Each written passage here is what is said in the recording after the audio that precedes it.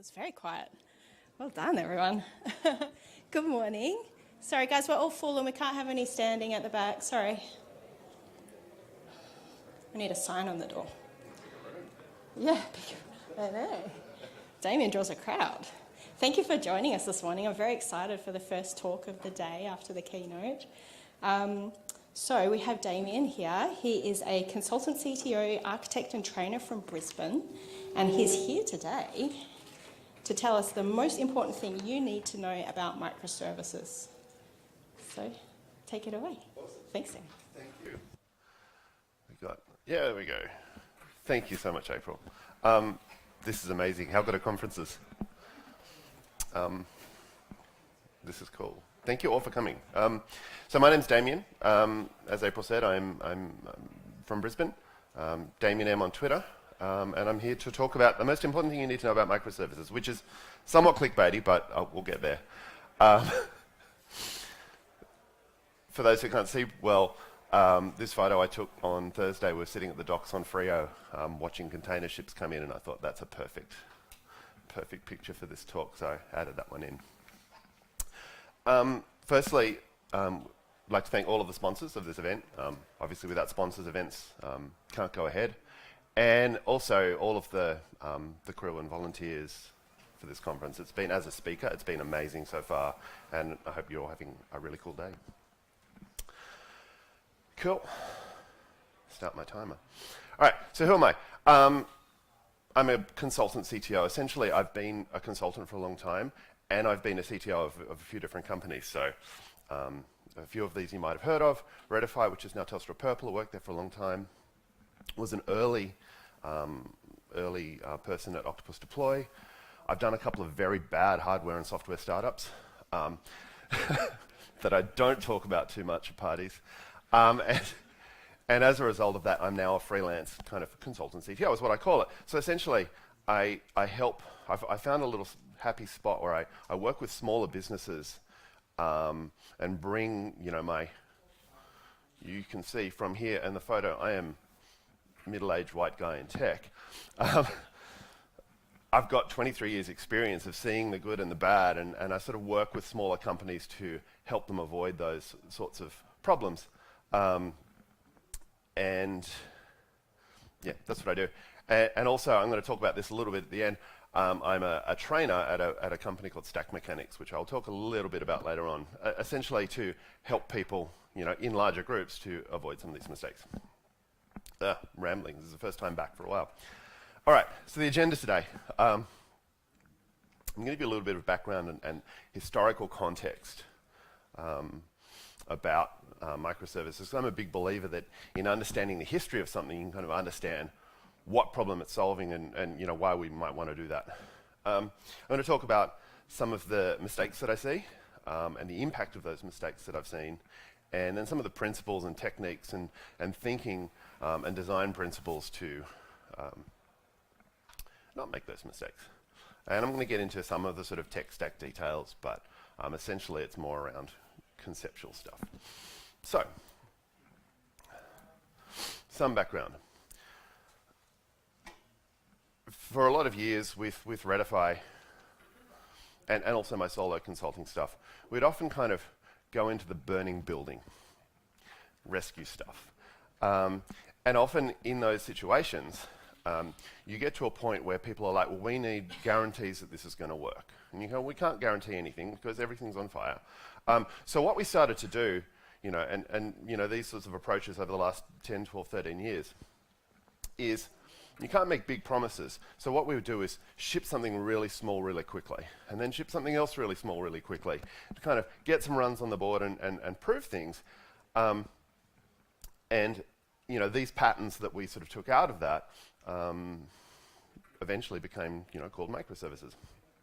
And lots of tooling in the sort of infrastructure, like Octopus Deploy and Serilog and some of the sort of tools that as .NET developers, are most people here .NET developers? About half? Okay, cool. Tools came out of that space where we're just like getting in as a consultancy and having to solve problems really, really quickly. So that's part of the background of why I like microservices. The other part of this talk is we are in a very hype-driven industry. You would probably know this, yes? And it's very cyclic as well, and sort of part of my advantage of being, in tech for 20-something years is you start to see the same bad ideas recycle with new names, and I'm going to see a couple of nods here go, yes. And sometimes those ideas get renamed. It's like, this is a great new thing, and I kind of, put on my grumpy old man pants and like, no, we've done that, and what happens is everyone kind of jumps on these bandwagons and they write blog posts because everyone wants to kind of get noticed for stuff. And you got blog posts like, oh, this is an amazing thing, and people want to get on Hacker News, and companies wanted to attract talent. We'll do posts about how they did things. My favorite is Uber Engineering's blog, because every couple of years they change everything and write a blog post about it. 1 year it was like, we've moved away from Postgres to MySQL because it's faster.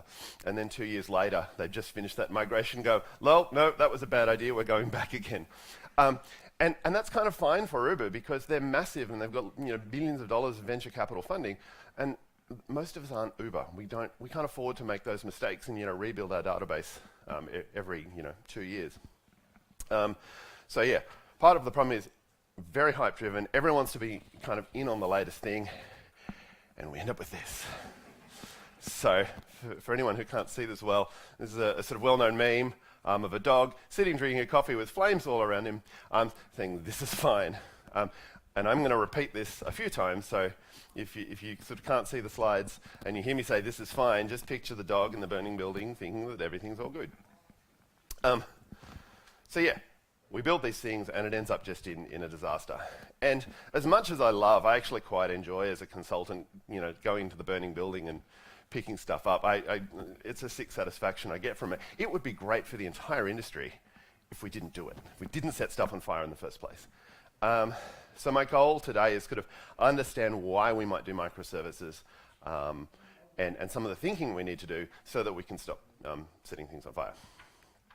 All right, so history. Again, this is one of these, everything old is new again. Every idea in software is built on something before it, solving a problem before it. So I want to sort of talk a little bit about my version of the history of microservices. And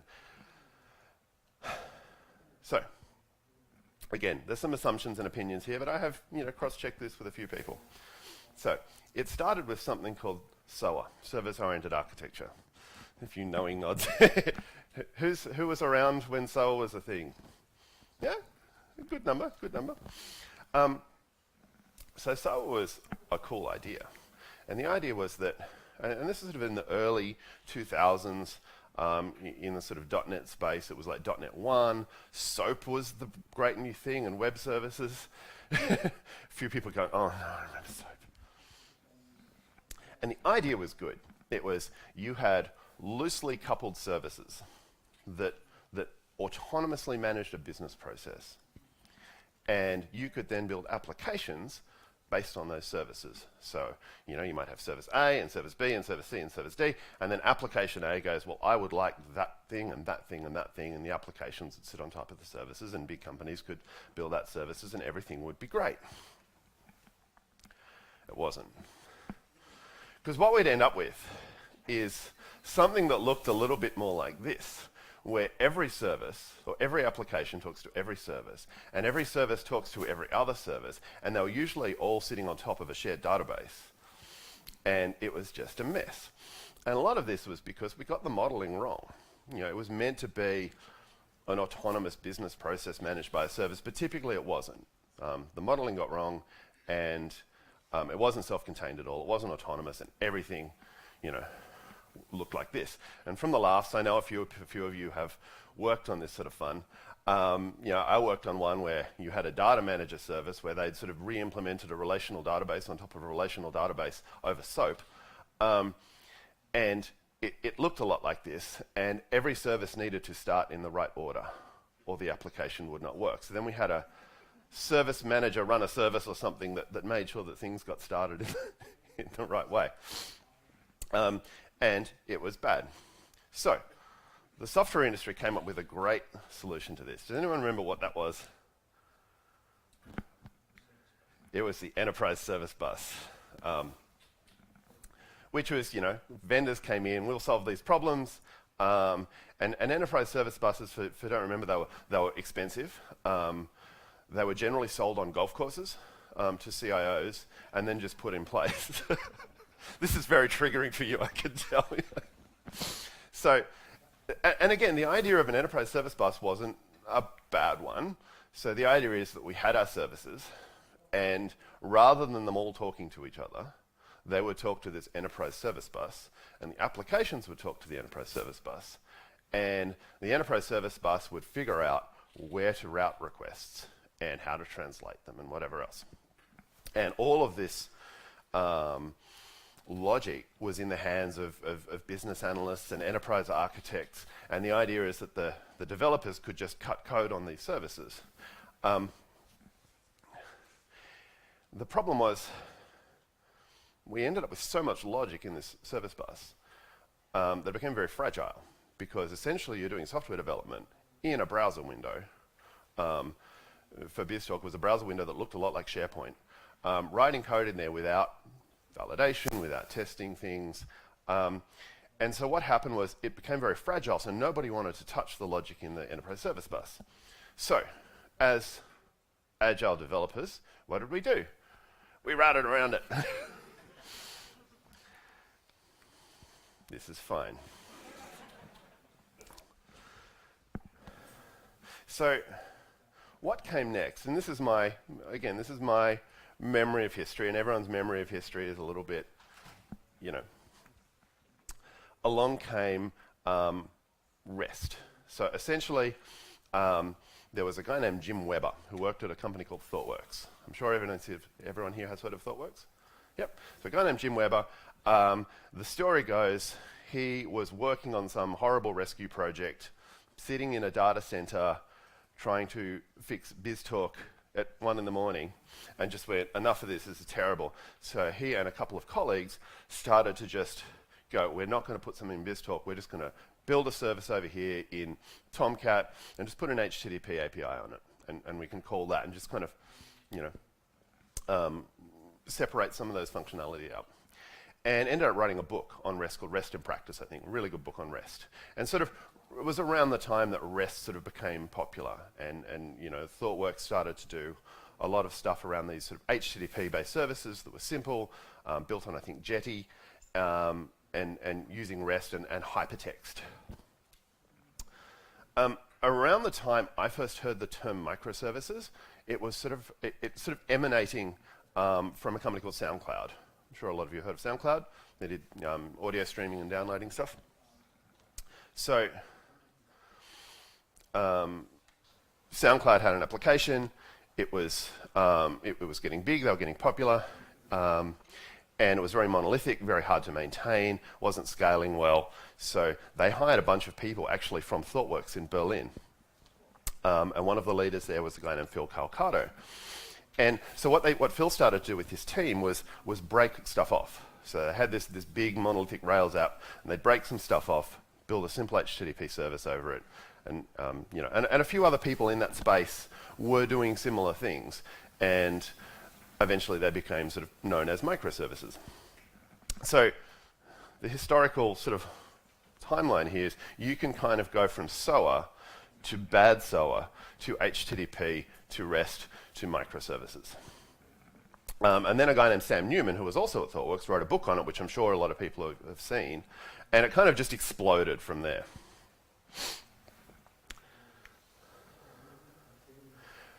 But of course we ended up back here, where we had lots of services, a couple of applications, but all the services talking to each other.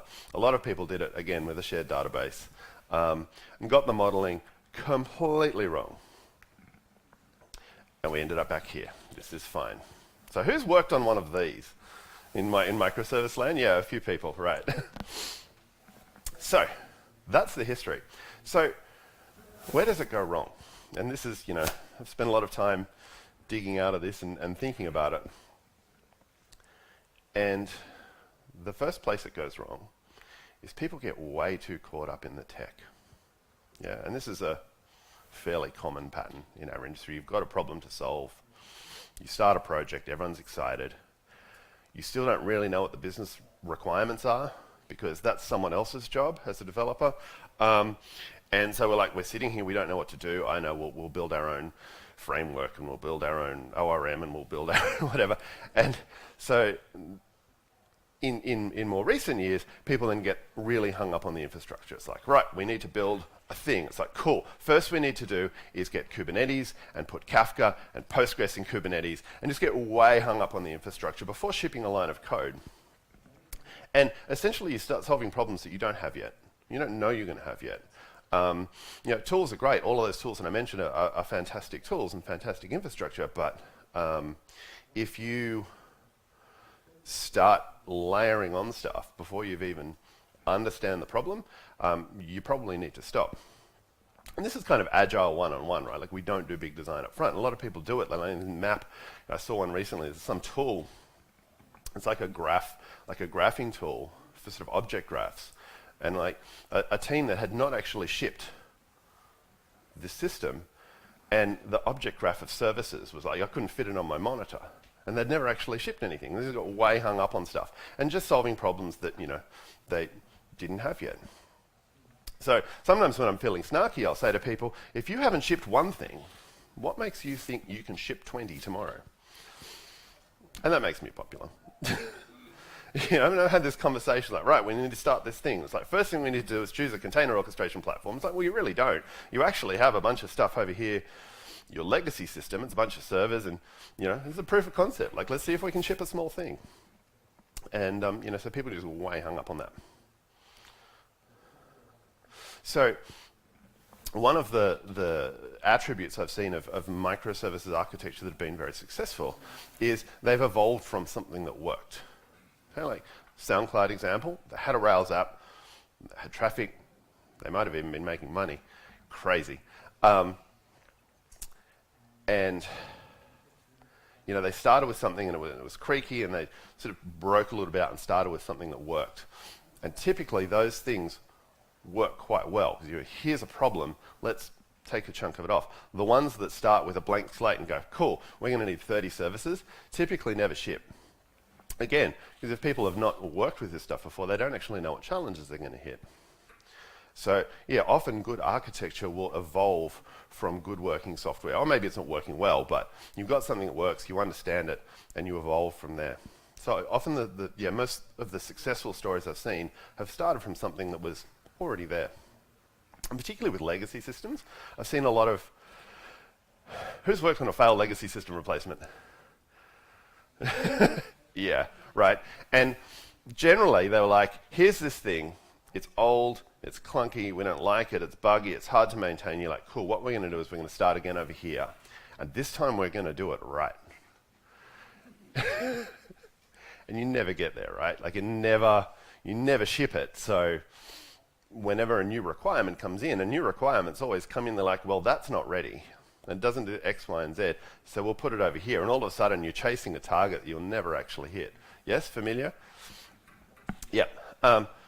Legacy system replacements that work really well is you've got an architecture that lets you sort of move something across at a time and make them talk. And go, we've got this new requirement, we'll put it over here and we'll integrate it. Because software is never done. Software is done like a lawn is mowed. You can mow the lawn, the next day you're going to need to mow it again, or the next week. So the idea that we're going to just replace a system, turn it on, turn the old one off, and we're done, is just not a realistic one. So now I get to the clickbait. Other than all of that stuff, the one thing that you need to know for successful microservices architecture is software modeling, which, gets thrown away. Modeling's hard. Like software modeling is hard. This is why we have jobs, because modeling good software is a tricky thing to do. And it's hard to do in one solution. If you file a new project in your IDE of choice, and you go, right, we need to solve this problem, it's hard, right? Like coming up with the design and the modeling is a tricky thing to do. And it's hard in one project. If you start with 20 and you need to refactor something, all of a sudden you've just, multiplied this problem. And so what people typically do is spin out all their services, 20 of them, and then realize that they've not got the modeling right, and then you sort of start routing around everything, and everything talks to everything else, and we're back to that kind of bad SOA thing. And then people bring in more infrastructure to solve the problem. Our services are talking too much. Let's bring in a service mesh or poly or something like that. So yeah, modeling. So a couple of common sort of code smells or architecture smells that I see. My favorite one is when you've got a service for an infrastructure function. Who has worked on a data service or a data manager? No? Good. So if you've got a service that are based around sort of infrastructure things, you're probably going to be having a bit of a bad time. But the other main one that goes wrong is what gets called the entity service anti-pattern, or a service per aggregate route.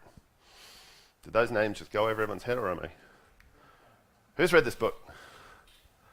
Who's actually read it? Who got to the end? Yeah. It's an amazing book. It's one of the driest books you'll ever read. And one of the things about this book is, actually, who does domain-driven design? A few people. You're hesitant. You're like, I'm going to get called out in a sec. So you've got some repositories, some services. Yeah? Do you have an on-site business expert that you talk to and develop a custom vocab? Yeah, okay, cool. Excellent. You're the first one. So domain-driven design is actually a book around software modeling, but nobody gets to that bit because it's at chapter 15. And people get through the first few chapters around services and repository pattern and blah, blah, blah, blah, blah, and naming your functions really long things, and then never get to the final chapters. And Eric Evans, actually, I saw him give a talk about this book, and he went, if I had my time again, I would just change the order of the chapters, because nobody actually gets to the meaty bit. So, if you're modeling software, you might have a customer and order and a shopping cart and catalog and pricing, things like that when you're doing your modeling. And that's called an entity or an aggregate route in domain-driven design, right? So often what we see is services that look like this. And you can go and look on Microsoft Best Practice Microservices. You get something that looks a lot like this. And all of a sudden, we've got a service for every entity in our model. Yeah? Does anyone remember Javal Lowy? Early SOA said, and everyone thought this was a very outlandish thing to say, but Javal Lowy said that in a good service-oriented architecture, every class would be a service. And everyone laughed, thought this was a ridiculous thing to say. But we've kind of ended up here. Again, this is my grumpy old man showing. So what happens is, software, there's a couple of principles of good software design around loose coupling and cohesion. And so software, to collaborate within its design, needs cohesion. And if we've split it too far apart, then all of a sudden, we're talking too much over HTTP. And then you have to deal with distributed computing a lot. Because software is cohesive, all of these things talk to each other, and if all of a sudden you're talking to each other over a network boundary, then again, you've got all sorts of problems.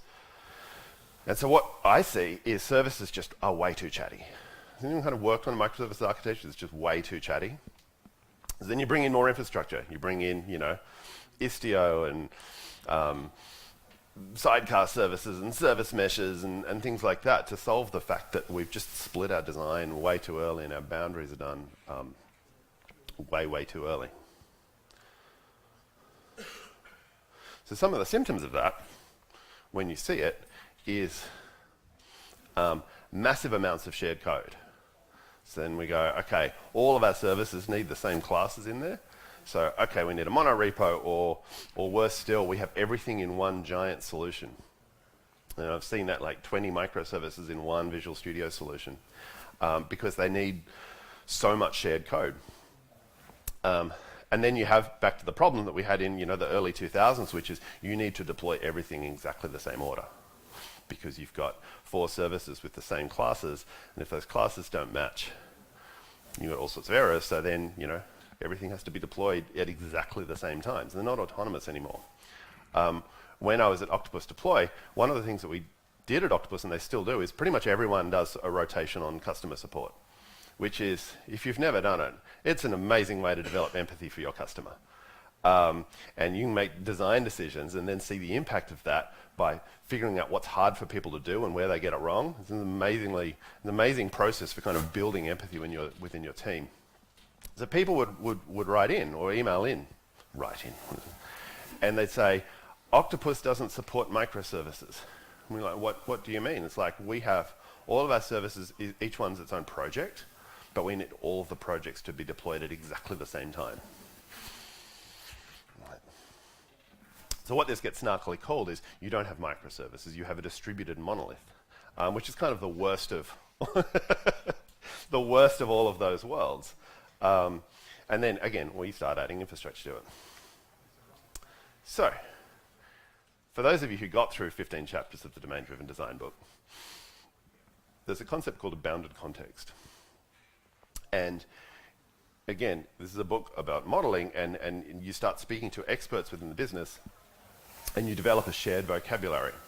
And in chapter 15 of the domain-driven design book, Eric Evans says that if you start to notice that different groups of people in the business start using words differently or talking about something with a different phrase, that's a bounded context. Yeah. And you find that, if anyone sort of worked in a big organization, you might say, well, this thing is an order, but an order to somebody else is a completely different concept. Anyone felt that one? Yep. So the best example of this I've heard was from a guy named Dan North, who was also at ThoughtWorks, and he gave a talk a bunch of years ago that I'm going to steal shamelessly, where he talked about going on holiday. And he has this concept of, okay, I'm going on holiday. And your view of your holiday might be a postcard or a website or a magazine article where you've got beach, white sandy beach, cocktail, umbrella, snorkeling, whatever it is. That's your, I'm going on holiday, I'm really stressed, I need to go and sit on the beach. Okay, that's your view of a holiday. But to get there, you need to do a few things. You need to put in a leave request. Okay, so then your HR department needs to think about your holiday. Now, your HR department's view of your holiday is not white sandy beaches and a cocktail with an umbrella in it. Your HR's view of your holiday is, do you have enough leave days? That kind of thing. How many hours have you accrued? You might also have to get that signed off by your manager. Your manager's view of your holiday might be, well, actually, we have this project deadline. We've got our legacy system replacement. It's due to go live next month. No, you can't go on holiday, which is exactly why you need to go on holiday. You might call a travel agent to, book you a flight and a hotel. So they're going to have a completely different set of words and different lens and different framing of your holiday. It's all the same thing, but everybody has a completely different set of terminology and way of thinking about and framing your holiday. And that's a bounded context. Yeah? So bounded context around the people involved in something and the interactions with it. Okay, so if you think about building services, you can start to use that framing around what a service is. So if you've got a bounded context, well, we look at this thing and it means this to us, that might be a really good place to start with a service. Yeah? And then what you can do is model the communication across the people in this organization and how they communicate that stuff. And that becomes then a really good shape of what your service looks like and what that sort of bounded context looks like. So, if somebody says in your organization, go do this, that's called a command. Or if somebody else sits there and they wait to be told about something, that's an event. And we can start to model then commands and events and requests within an organization. So, to put an example on that, think about a really bad restaurant. Okay? You imagine turning up to a restaurant and you sit down with your friends and a waiter comes up with a menu board with no prices on it. Just go, here are the things. And you'd say, how much is the burger? And they just run away and come back and go, that's, $12. And you go, I'll have a burger, thanks. And they go, okay, I'll just check if we have them.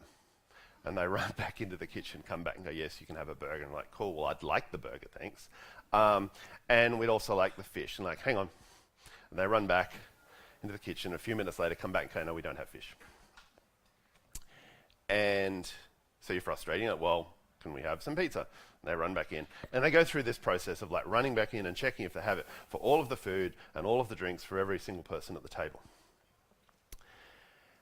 And then you go, okay, got the order right. I would like that.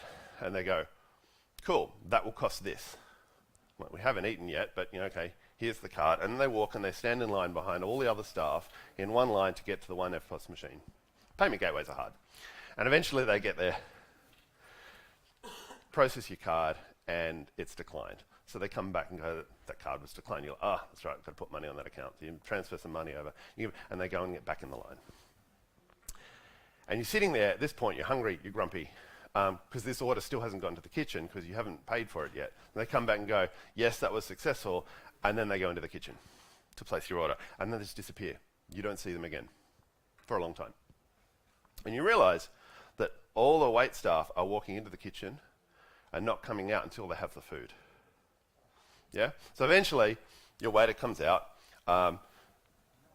gives you food, and you eat the meal. But at that point, you're having a bad time. It's not a great dining experience. 1 star would not do again. And this company is not going to last too long because they're going to need way too many staff. They're going to go through the staff because everyone's rude to them. And it's not going to scale, right? Has anyone been to this restaurant? It sounds pretty bad. This is how we build systems. This is how a lot of people build software. Because, coming back to this kind of sort of canonical microservice architecture that you see, it looks like this. And we've got all of these HTTP requests. Now, what's something about HTTP requests? They're synchronous.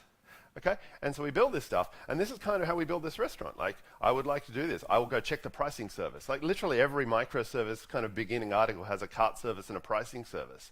And that's like the waiter holding the board and then going to have to ask the manager how much the burger is. And it's bad. This is how we build systems. So let's think about a better restaurant. You walk in, you sit down, the staff hands you out some menus. The menus have prices on them, menus have specials on them. Because somebody sat down, when those prices change, created a menu and put it on there. You sit down and they go, actually, look, the kitchen just told me we've just run out of fish, so that one's not in there. You're like, okay, cool, that's fine, I'll order something else.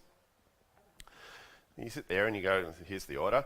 And the staff, write the food on one slip and the drinks on another slip. And they, take one slip to the kitchen, another one to the bar, and your order's in. All easy. And then after a few minutes, bell rings at the kitchen, okay, and some staff go over to see what the bell was for. And it's like, okay, table 10, food's ready, and they bring it to your table and you sit down and eat it. And when it's time to go, you go up and you pay. I'd like to pay for table 10. Again, you might still have the EFTPOS problem, but it's easy, just kind of solve it. And meanwhile, you've got a restaurant manager who's sitting there kind of overseeing, like, has this table got their food on time? Is anyone waiting too long? Is everything kind of working as it is, right? That's a better restaurant because you've got, it's fewer staff and they're getting more done because they're not relying on waiting for answers all the time. They take your order into the kitchen, they say, make this, yeah? And when it's ready, someone rings a bell and they come and get it. One's a command, another one's an event, yeah? And so the way these, like it's the same activities, they're still ordering food and they're still cooking food and they're still bringing, still paying, but it's the way those activities are grouped and who's in charge of it and how the communication happens is better modeling, yeah? Does anyone go and watch businesses and just like think about the systems? Like massively into systems thinking, and you look at that and go, if that person did that job, everything would go better. Yeah, it's great people watching. I can't help myself. And it's modeling, right? And so in this restaurant, the staff know when something's run out. They've got the prices of stuff. The kitchen knows when to make something. You don't have a waiter standing in the kitchen going, is it ready yet? Is it ready yet? Is it ready yet? Is it ready yet? Is it ready yet? You know, someone rings a bell. Okay? Good modeling. And so it's a good restaurant. You leave from this, good experience, 5-star, would eat again. So, what can we take from this? Chains of requests do not scale well. Yeah. Has anyone worked in a company where to get anything done, you have to ask your manager, and they ask their manager, and then they ask kind of a sideways, and it goes down, and you're sitting there, and you're like, couldn't I have just gone and talked to them? Yeah. It doesn't scale. It's not a fun place to work. The chains of requests do not scale. It's not a way to get things done. People that have the information to do their job are a lot more effective at it. Again, these are kind of fairly commonly known things. But software boundaries that follow these same principles tend to work better. And a lot of it is around synchronicity. So, you know, synchronous things where you're waiting for an answer don't scale and don't kind of work as well as things that are asynchronous. You know, again, ring the bell, the food's ready. So, applying this to services, if a service knows enough to do its job, then it's going to scale better, it's going to work better. So, I have a cute name for this, which is human-shaped microservices. Trademark.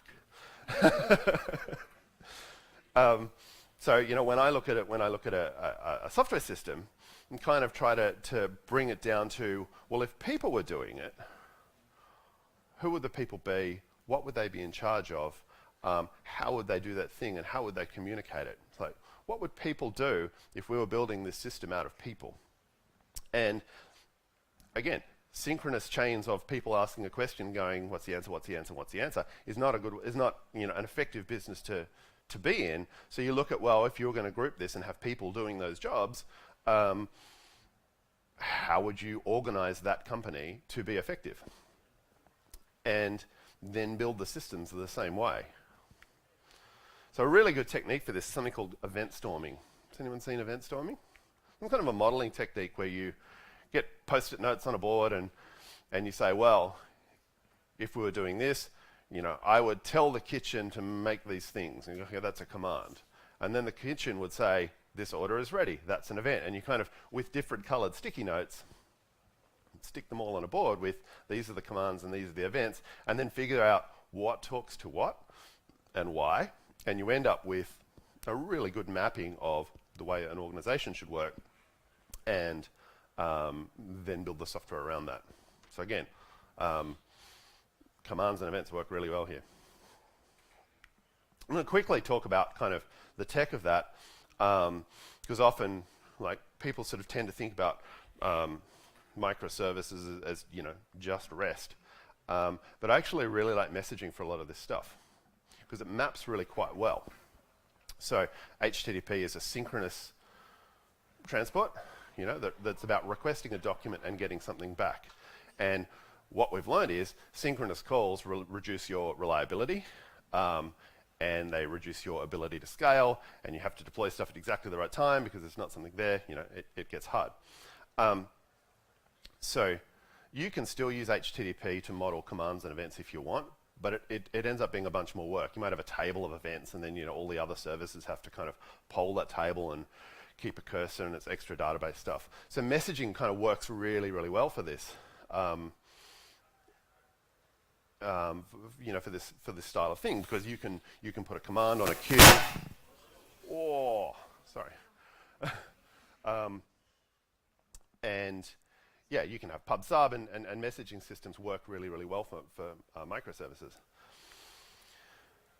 REST is still a great API service, particularly on the web. Like, the web is built around HTTP. We've got CDNs, we've got proxies. You know, like, it's a really good protocol, and there's lots of semantics built into it, into HTTP, and then you sort of apply a REST style on top of that.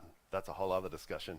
You know, hypertext is a good thing. Like, a lot of the web is built on that, and it scales really, really well.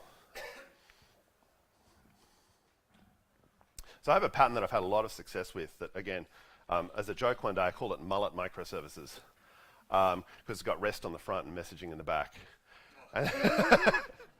And people seem to like that, so I'm sticking with it. But this is a pattern I've had a lot of success with, even in sort of replacing legacy systems, where you can build services behind a load balancer, you know. But their backplane, the way they communicate to each other is through messages, through a message broker or, you know, something like that. And I'm running out of time, I'm going to be quickly. Some conclusions from all of this is learn from history.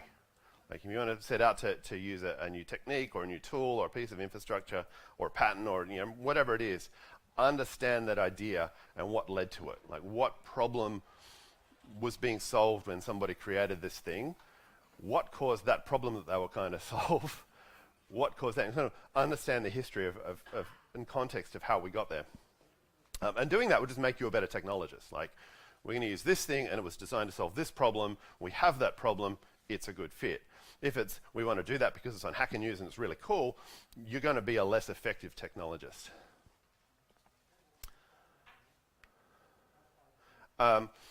Another takeaway is microservices and SOA kind of have the same roots and the same problems they're about. And if you go back and read sort of the early stuff around SOA, it's about services that are loosely coupled and autonomously manage a business process. And microservices are kind of the same, but a bit smaller, but essentially the principles are there. And you know, if we sort of don't like autonomously manage that business process, they get super chatty. In modeling, look at the people, business processes, how would people do that, model your software after that. And then the main one is never forget that actually delivering value is the goal. That's what we're here for. That's the smart bit. Like your job isn't, well, I, you know, bring containers to an organization. Your job is about, you know, delivering value, whether that's selling something to customers or solving an internal problem, whatever it is. That's the goal. And we get way too caught up in that. So yeah. With that, I'm going to do a quick plug, which is I'm teaching this stuff. And if anyone wants to come and talk to me about that, I would love to have that chat. Essentially, I've seen this enough times that I'm like, what can I do about this? So I actually want to teach it, you know, teach this stuff and get hands-on. But I don't want to make it too much of a plug. With that, we're getting low on time. Any questions? And I'm happy for you to accost me all day and chat about this stuff. But any questions in the room?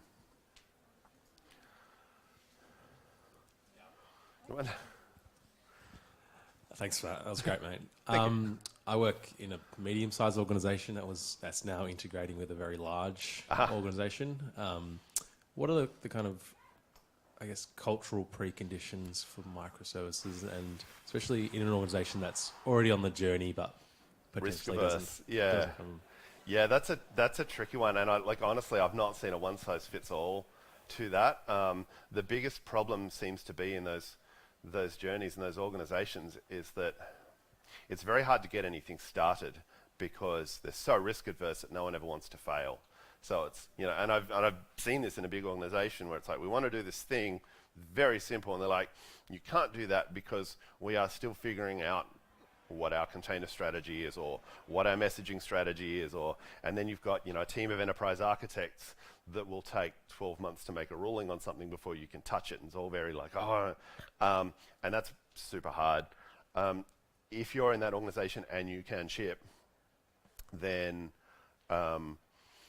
yeah, just do small things quickly. And again, you know, in sort of technical stuff, HTTP is great. Like you don't want to expose, like if you've got, you know, ActiveMQ or like a message broker back there, you probably don't want to expose that because you want to change your semantics. So if you go, well, this is our boundary is an API that people can request and treat it like a third party.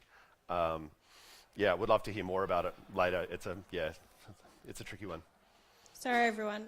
Damien's been called to the speaker photo now. Ah. So, yeah, we're going to have to Got to go get my wrap it photo up. took. I'm sure, though, you can Yes, I'll be chase him around. down later. Yeah, I'll be around all day.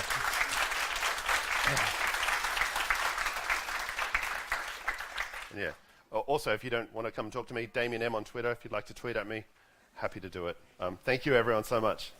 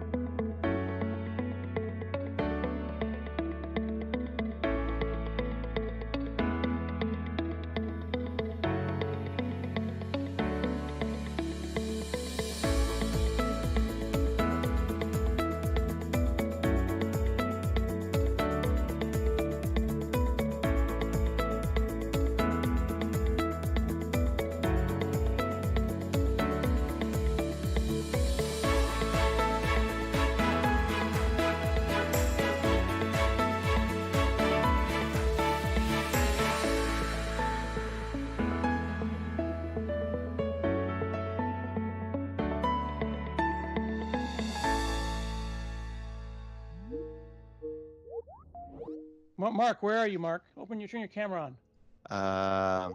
Okay. You can see me? Yeah. Okay. Yeah, we can see you.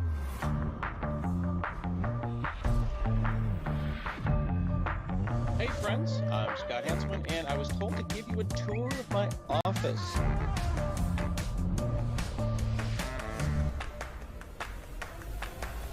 This is Nerds Nerding. What we're doing is we're talking to people all over the world because we're stuck in our houses. We're looking at God, this is like my dream come true. I've always wanted to join Scott Hanselman's group. What do you want?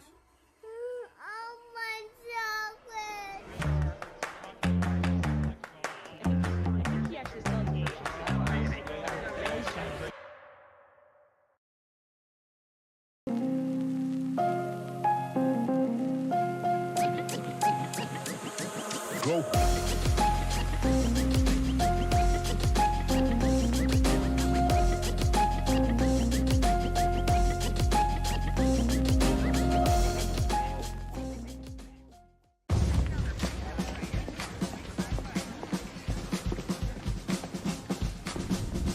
We got a little problem.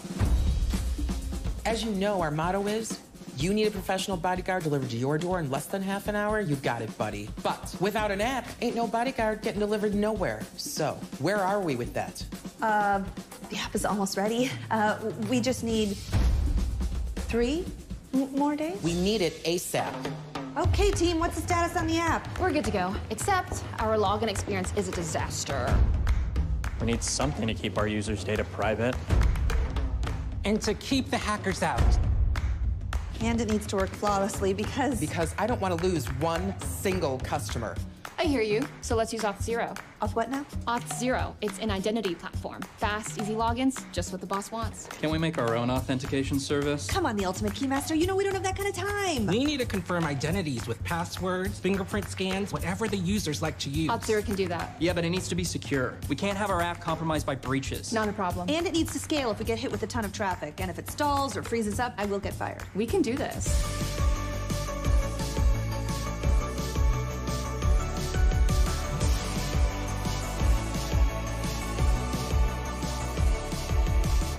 Could you guys stop? That's really distracting. We did it. It's done. Already? Yep. I think our customers are gonna love it. I got a real app now, folks. You know what? I want a bodyguard. Hey, we got a customer. Cool app. My name's Steven. What's up, Steven? We can do this.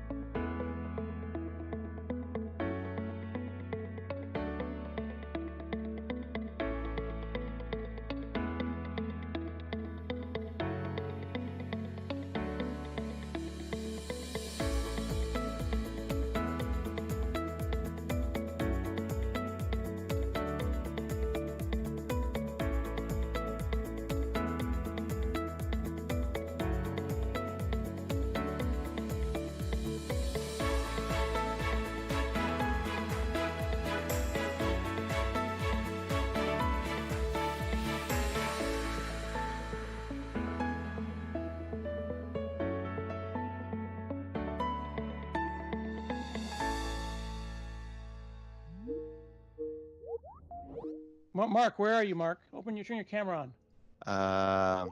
Okay, you can see me. Okay. Yeah. Yeah, we can see you.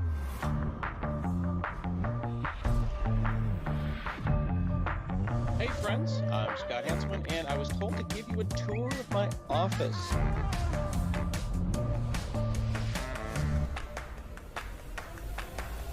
This is Nerds Nerding. What we're doing is we're talking to people all over the world because we're stuck in our houses. We're looking God, this is like my dream come true. I always wanted to join Scott Hanselman's group. What do you want?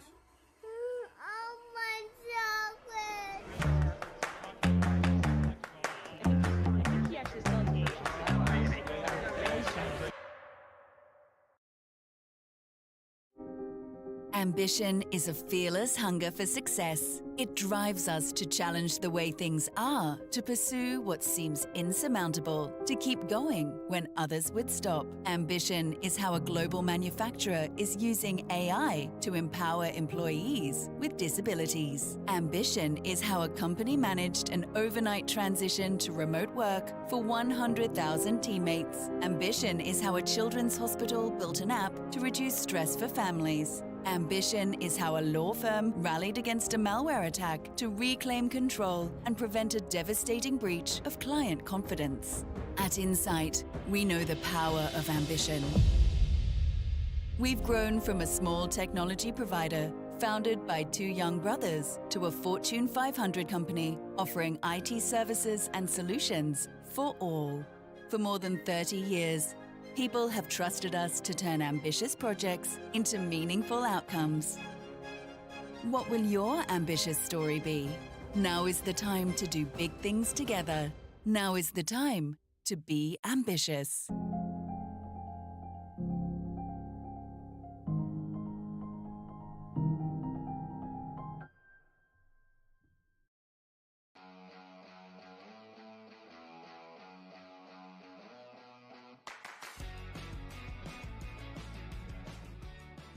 My name is Carol. I'm a test engineer. My call sign is Special K. You might be familiar with it. You see it in cereal boxes. It's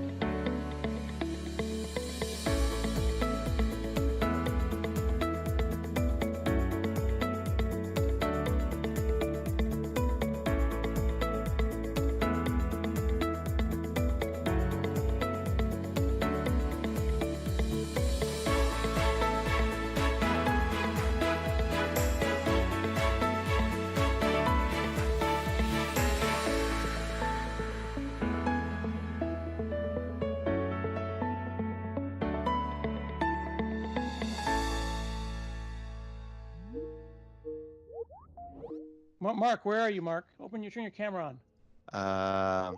Okay. You can see me. Yeah. Okay with that. Yeah, we can see you.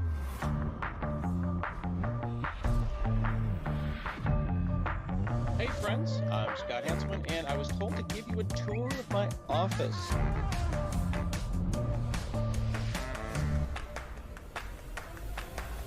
This is Nerds Nerding. What we're doing is we're talking to people all over the world because we're stuck in our houses. We're looking at God, this is like my dream come true. I always wanted to join Scott Hanselman's group. What do you want?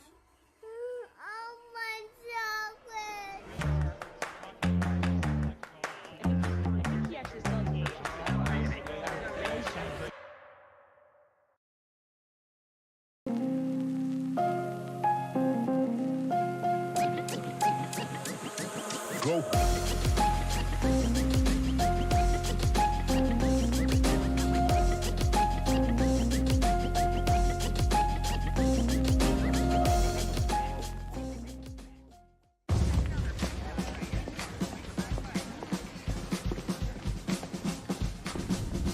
We got a little problem. As you know, our motto is, you need a professional bodyguard delivered to your door in less than half an hour, you got it, buddy. But without an app, ain't no bodyguard getting delivered nowhere. So, where are we with that? The app is almost ready. We just need 3 more days? We need it ASAP. Okay, team, what's the status on the app? We're good to go, except our login experience is a disaster. We need something to keep our users' data private. And to keep the hackers out. And it needs to work flawlessly because... Because I don't want to lose one single customer. I hear you, so let's use Auth0. Auth what now? Auth0, it's an identity platform. Fast, easy logins, just what the boss wants. Can we make our own authentication service? Come on, the Ultimate Keymaster, you know we don't have that kind of time. We need to confirm identities with passwords, fingerprint scans, whatever the users like to use. Auth0 can do that. Yeah, but it needs to be secure. We can't have our app compromised by breaches. Not a problem. And it needs to scale if we get hit with a ton of traffic. And if it stalls or freezes up, I will get fired. We can do this.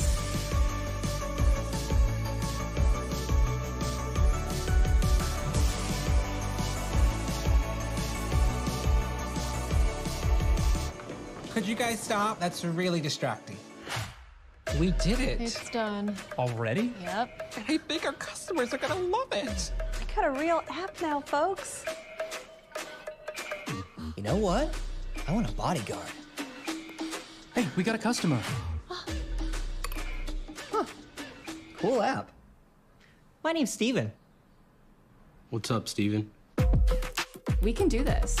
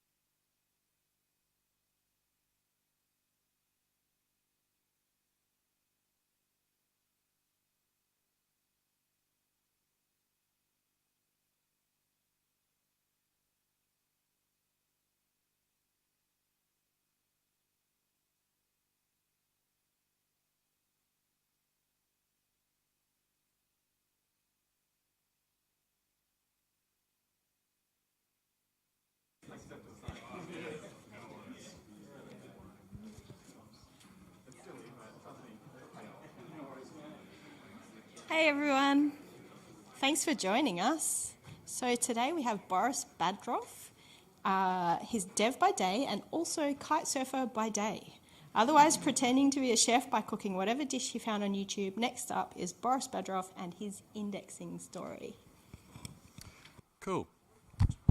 Hello. Hello? All right, cool, coming through. All right, is that all right? Is that coming through? Yep, cool. All right, hey guys, I'm Boris. So, I'm an engineer at VGW. I've been working in the industry for roughly 4 years. And for the majority of that experience, I have known indexes as they make a database go fast, and that was the extent of my knowledge. So we had some issues with an application that I was working on, and it was, oh, okay, we're gonna use an index. So I got compelled, hey, let's figure out what this is. So today, what are we learning? We're gonna be learning about indexes, how do they work, indexing techniques, and how to debug indexes. So this will be going off Postgres' implementation of indexes, but this is relatively a high-level talk, so the concepts should translate over to other databases as well. Shout out to the sponsors today for making today possible, and also to the volunteers and the AV team of everything for keeping everything organized.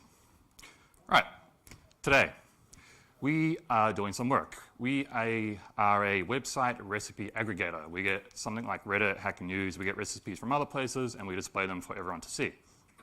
Cool. So we're working on a product, we're working on a feature, and we're gonna be generating some reports with some queries, essentially. So we're gonna be working with one table today. It looks something like this.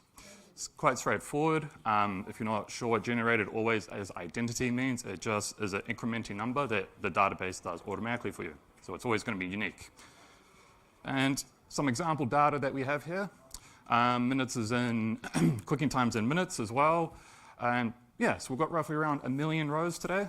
So it's not a huge table, but it's decent enough to illustrate. So we're working with product. The first feature we want, it uses a query, something like this, which is somewhat straightforward. Let's do some testing. So dev is okay. Cool. Let's go to prod. Now let's deploy. Huh. It didn't work, right? I wonder why. Let's revert the change. Let's go back and let's talk about what did we just do. I'm going to give you a cooking book, and I want you to keep this for the rest of the talk. So I ask you, hey, can you find me all recipes of garlic? Go through the book. We go, okay, G. Sorry, not G. You go through the book. You have to go through the whole book, page by page by page by page, all the way to the end, because you don't know, maybe that last page has a recipe with garlic, but you don't know, so you have to go through the entire book. So that's called a sequential scan. So we do a bit of Googling, and obviously I'm here to talk to you about indexes, so let's use an index. Let's get this over and done with. I get the syntax, Stack Overflow tells me this is correct. I will always trust them, obviously. Cool. Dev is again, fine. Let's go to prod. It's done, easy. Okay. Well, what did we just do? So, again, cookbook. I give you the cookbook, and conveniently it has a thing, well, called an index, right? Which translates to databases. So go to the index, go down, you go to G, find garlic, and you find all the recipes that have garlic. And then you have the page numbers.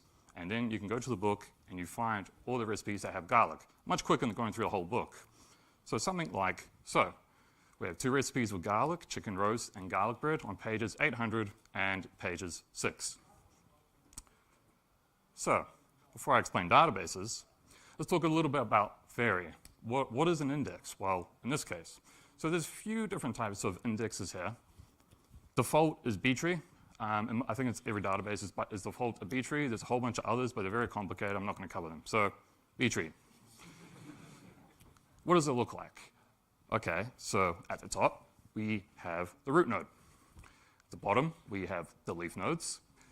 And you can notice it's kind of ordered with the smallest numbers at the left, biggest numbers at the right. And B-tree is balanced tree, not a binary tree. So searching, insertion, and deletion is all login as long as it remains balanced. The database will do that for you, so you don't need to worry about that. Balanced meaning from the root node, the top node, to the bottom node, for all bottom nodes, is the same amount of nodes to climb up. That means it's balanced. So, say, searching. I want to find value 999, which is at the bottom. So I start at the root node. 999 is greater than 800, so we go to 900. 999 is greater than 900, so we go to 999. Ta-da, found our value. Okay, so how does it work? How does this actually work, right? So remember we had the cookbook, we went to index. So in database world, we went and found our value of 111, and what it had there essentially is, well, you can look at it as has a row ID. And that row ID is actually the database ID, and it goes to this row ID, it gets the 111, it gets this row ID, and then it actually goes back to the table and gets the rest of the information, which is a lot faster than sequentially scanning. And it's kind of like the cookbook. You didn't have the whole recipe in the index, you just had go to this page number and go find it. So, enough theory, right? It's kind of boring. Let's make this quite practical. Tell me what's index. Okay, let's do something really generic. Where or join, index it. Your primary keys, unique constraints will be automatically indexed. But like everything else in software, well, it's not that straightforward, obviously. So the point I'm going to hammer in today is know your queries. Know your queries are expensive or long running, the most executed queries, and your most important queries. That will give you the starting ground when, where to create your indexes. So that comes kind of to the next point. Well, why not just index all the indexes, right? Why not just do absolutely everything? Well, there's trade-offs with indexes. Let's think the cookbook. We did a very simple one index on ingredient, but let's say I then do cuisine, I do category, I do the chef, how long it takes, and your index is just going to keep going in size and keep going in size, and now your index is bigger than the book, so it became kind of useless.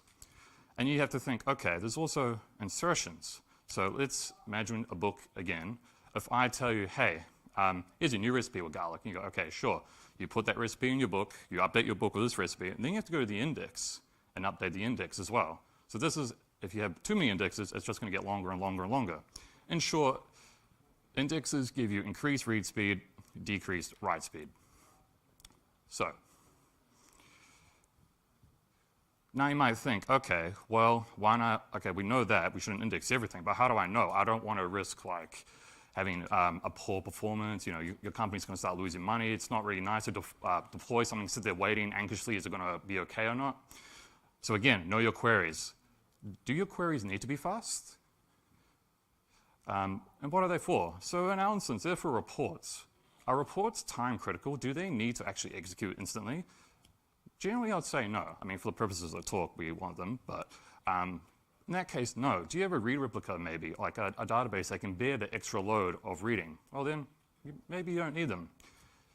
Now, when it comes to, say, application, do you have observability and alerting on your application that can indicate poor performance? Do you have a way to deploy this feature to a small subset of customers first and see what's going on before making a call to deploy to everyone? If you have something like that, then you can hold off on pre-indexing. But again, it comes down to knowing your queries, how much data is there.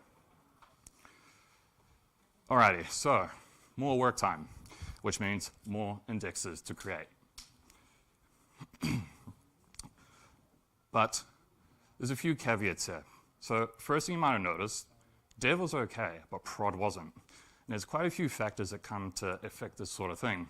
First of all, is the hardware that your database is running on is going to influence your results. The volume of data, so generally you're going to have a smaller set of data locally or in dev compared to prod. And the distribution of data is also extremely important as well. So that is something to keep in mind when you have indexes in different environments and stuff like that. And even some of these results today you'll see a bit skewed because I've just put this data on my machine. Okay, so first thing I want to cover is creating indexes the correct way. So I showed you this, but you're never going to do this because this locks the database against writes to that table, which in production, at least in my experience, that's usually, well, not very good. So we add it concurrently, and what this does is does a scan of the table and doesn't lock it, gets everything, and it kind of does it again afterwards to capture all the missing transactions from before. It's very high level, it gets a bit more complicated than that, but that's the gist of it. And there are queries that you can actually run to see is your index still being created or not. It's long and it's ugly, Google it if you want it, but that's the gist of it. Okay, before we do some work, we also have to talk about debugging. So the cool thing with databases is you can go to it and say, hey, what do you think you're going to do? And then you can also tell, hey, what are you going to do? What did you actually do? And then you can compare them and make judgment calls on that. So in Postgres, we prefix our query with explain. And that's essentially telling Postgres, hey, what do you think you're going to do here? Now you might be thinking, okay, how does it know what it thinks it's going to do? This is a very complicated topic, and bluntly put, this is a talk on its own. I went on a bit of a rabbit hole in this, and it's absolutely incredible how it does it. It uses all sorts of statistics and it's stored in the table to make these calls.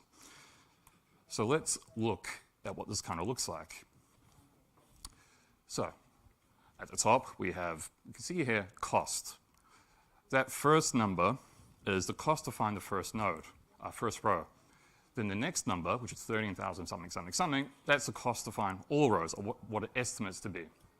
The funny part about this, and this is a quote from the Postgres documentation, you might be thinking, okay, what does that number represent? It's an arbitrary unit. So it differs on your laptop and a bunch of things. There is a long formula. It uses like the hardware of your laptop, or your computer, all sorts of stuff to try and figure it out. So it's not particularly useful, you could say. Then we have how many rows it thinks match this condition, and the width of each row, which is in bytes, if I remember correctly. And then we could see it did a parallel sequential scan, which is what we talked about before, which isn't good. And it's going to do that twice, because 4 times 2 is roughly that. And then a filter. Then with the index scan, it's kind of similar, nothing too different. But the important part here, we can see it says index scan. So, well, let's do something a bit more interesting here. Let's see what it actually does. Okay, so now we're prefixed to explain analyze. Analyze will tell it, hey, can you run the query too, please? So we can compare. And what you can see here is after, say on the top line, after the gather, we have another one which says actual time. That's in milliseconds. So that's the time it takes to find the first row that matches the condition, and the time to find all rows that match a condition. And then we have a parallel sequential scan, how long it took. And then we can see here is rows removed by filter. That's the interesting part here. 2 lines above says loops 3, so that's times 3. That filtered out the vast majority of the table. So we generally say that's an absolute ideal candidate for an index when we see something like this. And this took 33 milliseconds. Now, let's see how fast an index is. Whoops. It was 11.8 milliseconds, so that was a third of the time of the sequential scan. And we can see it says index scan as before, we have all the stuff as well, index condition, but I just want to highlight the time that it took and how much faster it was. Okay, so now we've done a little bit of very, very high level of the query planner. Let's do some more work. Let's see if we can learn more about this. So now product has asked us, hey, we don't just want author ID, we also want source ID, which is where we're getting that, because we're aggregated, we're getting these recipes from different sources and stuff like that. So our query is going to be something like so. Okay, cool. You can see here, we did this with no index, and we can see 27 milliseconds. And obviously it's going to filter a lot more rows this time. There's only 12 rows that match a condition, which is right at the top to the right. Cool, alrighty. So we create an index, and you can see here it's a multi-column index. The order that you specify the columns here is extremely important, and I'm going to explain a little bit more, but let's first see how fast this is. So from 27 milliseconds to 0.2 milliseconds.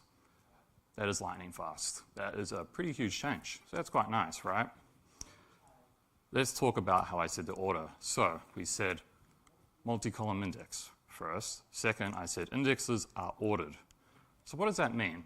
Well, if I create an index on author ID then source ID, what it kind of looks like is if I go to 111, let's use the cookbook example. I go to the ID of 1111, I find it, then inside of it, it's all going to be ordered by the source ID. Okay, cool. What does this mean practically? Okay, so we create this multi-column index, And if I want to query on author ID, source ID, it works fine because I can go to 111 and within that I have 40, right? If I want to do just on author ID, that's going to work too because, well, it's ordered first by author ID, right? But if I write a query and it's like, hey, can you get it by just source ID? Well, no, that's not going to work because think of the book. It's ordered by author IDs. You have 111, you have a bunch of other IDs there. Within it, the source IDs. If I want to find 40, I'm going to have to scan every single author and find 40. At that point, the index is useless. You might as well just do a sequential scan. Cool. So what are the other options? Databases are cool. You can create 2 single column indexes and it will combine them for you automatically, which is pretty incredible. Okay. I've skipped something here. Selectivity and cardinality are 2 concepts in indexes that are extremely important. So what are they? Selectivity is given a value for, that you're searching for, how many rows does it return as a proportion of the table? Something like recipe ID, which is the primary key, so it's unique, is going to have a very high selectivity because realistically there's going to be 1 row with it. Then you have cardinality, and cardinality is given a value, given a column, how many possible values are there for a column? So maybe for something like source ID, that's going to be a low cardinality if we have maybe 10 sources that we always get. Something like recipe ID, author ID, will have a very high cardinality because there's a lot of possible values. Well, okay, why is this important? Essentially, forgive my absolutely beautiful diagram, but when you search on something like source ID, let's imagine that source ID returns roughly half of the table. Okay, remember I said it's a 2-step process here. You go to the index, from the index, you get the rest of the information. If I'm going to be going through, if I'm getting half the values, that's half the index or half the table. Well, what's the point of going to the index? That's just going to be slower. I might as well just go directly to the table, and that's what a database will do. The rule of thumb generally is if you're returning more than 10 to 15% of your table, your index is not going to be any good. Okay, know your queries. So what does this mean? We've covered, we had the multi-column index, which is quite fast, we saw. We can combine the indexes, but we can't actually, because source ID, an index on source ID is kind of useless. It's pointless, it's not selective enough. Okay, so this is where we think, what are our queries? Okay, so author ID and source ID. How often are we going to be querying author ID and then something else? We talk to product, we look at our code, and we see, we do it quite a bit actually. We do source author ID and num ratings and quite a bunch of others. So we can't just create a whole bunch of multi-column indexes because that's pretty inefficient, right? That's kind of a waste essentially.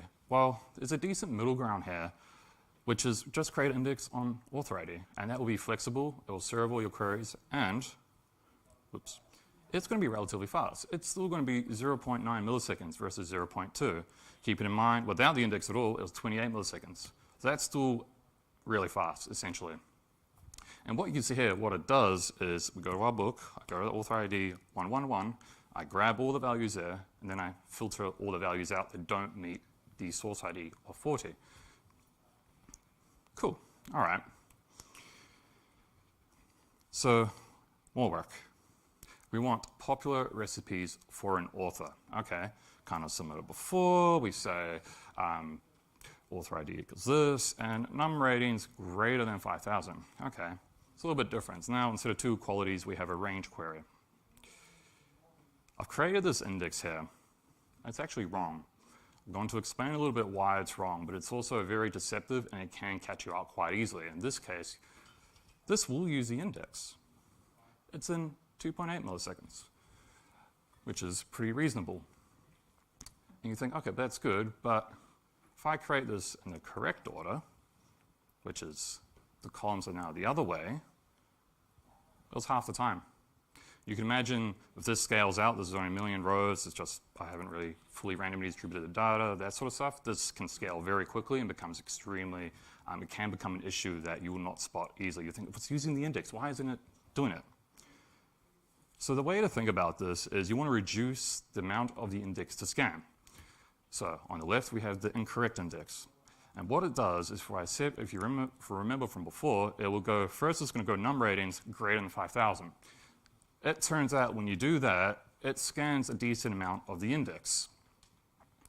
Whereas if I have on the correct index, which is author ID 111, and it's quite a selective one as we saw before, it was only 1,000 rows of the whole table, well, that's not much of the index it has to scan. So that's going to be much more efficient. If you think of the cookbook, if I give you num ratings greater than 5,000, go to the book, okay, num ratings, okay, 5,000, okay, I've got to go, now I know everything after that is greater than 5,000. I have to scan all of that and figure out where the author ID is. Whereas if I go author ID 111, I find author ID 111, and all my values are there. It's a very small portion of the table we have to scan. It's going to be more efficient. So what to take from that? Index on equalities, then ranges. If you do that, you will avoid this issue biting you, essentially. If you're lucky, that query before the wrong one, it will just do a sequential scan. But if you can see that it can still use the index sometimes, and it won't be as efficient. Okay. Can we do this a bit better? What do I mean by that? Let's look at this query. First of all, we're selecting everything. Do we need everything? I talked to product, the product's like, no. We just want the recipe ID, please. That's good enough. Sure. Okay, so remember I said it's a two-step process, right? So I need to get all the values that fulfill this filter. Then I need to go to the heap or the table, the same thing essentially. Then I go to the table to get the rest of the row or what I've selected. What if I could tell our query or our index to say, hey, can you also chuck recipe ID in the index and don't go to the heap, and it'll be faster. So that's called a covering index. These are included in Postgres 11 and onwards. Before you have to do a multi-column index, which isn't overly great, admittedly, but that's what it kind of looks like. And we can see here we've told it, hey, can you just put recipe ID with my index, please? And if you only select on recipe ID, now you can do an index scan. Well, actually, index only scan. And that's the important part to note here. It's saying index only scan. We see it took 1.09 seconds. It might not seem like a huge improvement here. It's because it's on my laptop. It's not a huge amount of data realistically, so it's still a 20% gain. This will scale very quickly. But one thing you might notice here is heap fetches. So heap is a table, right? Well, 0 here, but okay, why is that? Why is there a heap there? So essentially what happens is, this is a very high-level explanation, just for the record. It's a bit more complicated than this. When it goes to the index, it gets the value, and Postgres is like, hey, has this been updated recently? And if it turns out if it has to go to the heap and get this new value. So if you updated that row constantly, and you run this query, it will do a bunch of heap fetches, which is actually slower than an index scan. So that is something to keep in mind. Okay. What is the relation between time and rating for recipes with long cooking duration? So essentially, we're trying to look at recipes that take longer than a day, and we want to see the worst rated ones that have the longest duration. Something like so. Okay, cool.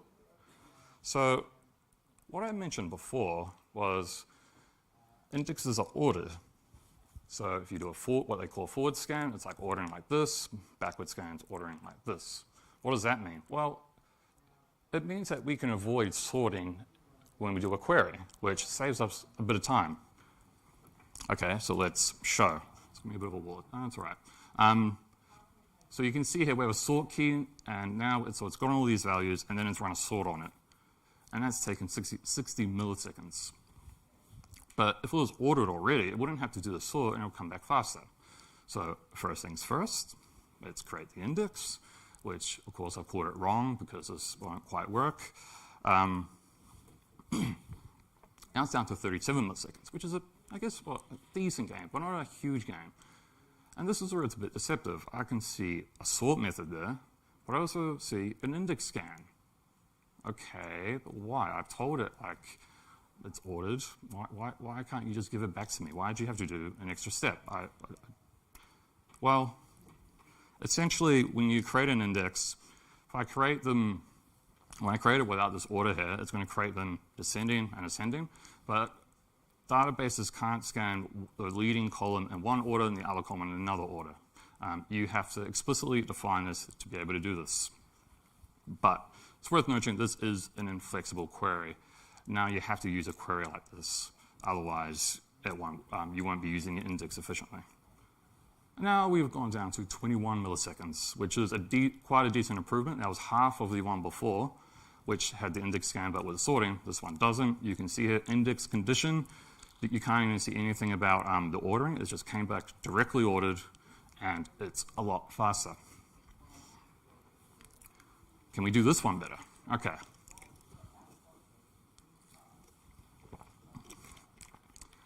Our index on cooking time was the first column that we specify when we create this index. Okay, let's visualize, as you can see, my beautiful visualization of cooking time. It turns out, we are also filtering on greater than or equal to 1440, which is minutes, that's a day, effectively. What does that mean? Well, if I was to represent the values of recipes that take more than a day, it'll be that little tiny black bar at the bottom. It turns out most recipes take less than a day. Kind of makes sense, right? Usually a recipe takes around an hour or less. Okay, again, know your queries. I talk to product, I look at my code, and it turns out that the only query we ever have to do with cooking time is checking if it takes more than a day. Okay, well, do we need to index everything here? What if we could just index what we need, which is recipes that take longer than a day? Cool. You can see we've essentially called what's called a partial index, and all we had to do was put a filter on it after creating the index, and that will do its work for us, the database. So when you use these partial indexes, you have to use a filter here, otherwise it won't use the index. So they are kind of inflexible in that regard. That's where you have to know your queries. And this time, admittedly, maybe the gains don't look as great. Again, it's my laptop, it's not a huge data set, but it's still around, I think, 4 milliseconds gain off the top of my head. So it's still a decent gain, and nothing really changes here. It just uses the index that's a lot smaller. So, partial index. What are they used for? We use it here to exclude irrelevant values. You can use it to exclude common values, so good examples are null. If you don't need null values, just exclude null values on your index. And another example that can come through is, we're doing reports, right? What if I had a timestamp column, and I talk to product, and product's like, actually, it turns out all our reports only need data from the last 3 months. That's generally how we do these sorts of things, right? We could exclude all columns that are more than 3 months old, have a timestamp that's older than 3 months, which would reduce the size of our index. And as I said before, it must use that filter defined in the index or not use the index at all. So, we need to fix some bugs. Product has came back to us and they've kind of been like, hey, the data's not quite matching up. We have some queries that filter on category. There's this experiment thing that's a tiny portion of the table, so it's very high selectivity. Okay, no worries. I find one of the queries here, and it looks something like this. I figure out, it's the casing. The casing's not correct. Okay, no worries. Let's fix this easily. I put in this. I deploy it. It doesn't work. Okay. I think, well, the index is there. Why is it sequential scanning? I don't understand. It was there, right? Like, come on, what the hell? Okay, sure. What the database sees here is a magic black box. It doesn't know that that function is actually related to the experiment at all. It can't figure that out. It doesn't have that information. So it has to go, okay, it doesn't fit the index. I am now just going to do a sequential scan. Sorry. Okay, cool. Okay, we can fix this. Of course we can. We create an index, an expression index, function index, whatever you want to call it, and we put the expression inside the index definition, and now we've done it, we deploy it. Works all right. Okay. Some things to consider here. Very expensive. What happens every time you write to the database that fits this index, or if you update a row, it will compute the result of that and store it in the index. So they're not very efficient whatsoever. In general, I have set indexes, increase read speed, decrease write speed, but these are even more heavy, so do be careful with them. Don't use them just because. And I've used here maybe a bit of a contrived example, but know your queries. So where this can bite you is ORMs. ORMs can easily bite you here. You might not even realize it's putting a lower on your query, and you think, what the hell, it's not using index, this is ridiculous. Then you look at the ORM's query like, okay, I see why. timestamped, anything, any function, Postgres function, will have the same issue. So keep that in mind. Okay. So we're kind of getting to the end of this now, and we've done a bunch of work. I've shown the kind of query planner, very high level. Obviously, it's one of those things that gets complicated extremely quick, and I was trying to keep this somewhat short without going too deep into some things. So let's think. Okay, why isn't your index being used? Well, simply the database can't use the index, or if things using the index are slower. What are the reasons? So I covered a few reasons. The first two I haven't covered. So table is too small. Rule of thumb, if your table is 2 pages, page is 8 kilobytes, it will not use the index. The way to think about it is if I have my cookbook, has 3 pages and a 1-page index. What's going to be faster? You just might as well go through a table, right? I mean, through the book, right? It's going to be faster than going through the index. The operator is another sneaky one. So this is something that's going to be dependent on your database. Documentation will tell you. Something off the top of my head would be I-like is not supported by B-trees in Postgres. So be wary of those sorts of things. And we've talked about these, which was query returning too many rows. Your index is not selective enough. It will not use the index. You're using your multi-column index incorrectly or even inefficiently. And then we have function indexes being used incorrectly. But honestly, your database knows best. Yes, there are edge cases. I haven't covered them here because they're quite technical and require quite an in-depth knowledge of everything. But with my journey with indexes, going from someone who didn't know anything about them at all to now, I kind of realized database is honestly kind of magic. It's an absolute miracle that these things work as well as they do without any issues. We stand on the shoulders of giants when it comes to these things, so do keep that in mind. Okay. So I kind of said some of these things I've gone surface level, gets a bit more complicated, which might sound a bit of a cop-out. I've included some stuff here. If you're like, I want to learn more, please give me more. So first thing will be multi-version concurrency control. That's how we update the same table times, how it keeps things updated. Vacuuming is kind of related to that. And then the last one, which is how does your database calculate the statistics and how does it use the statistics in query planning? And you can add to that understanding the query planner even deeper.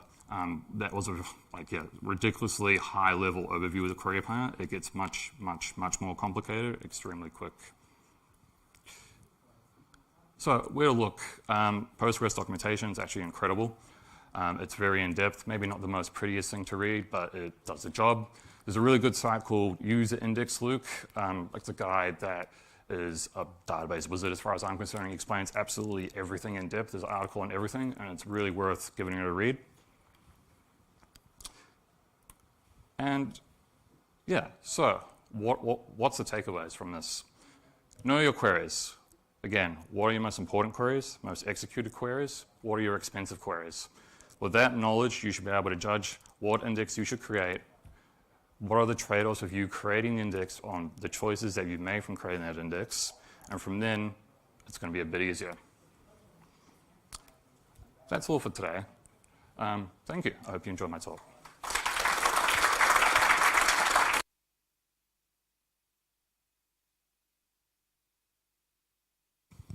Thanks, Boris, and thanks everyone for coming. I'm happy to take questions. Oh, cool. Okay. I thought it'd be a bit longer. Yeah, cool.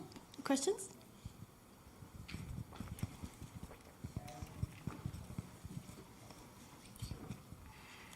For the creating the index and using the concurrently keyword, is that only for when you're creating an index after you've created the table? Or yes, so you'll need to create the index after table. So you can't do a migration that creates table and creates index. It won't work. You have to do it afterwards.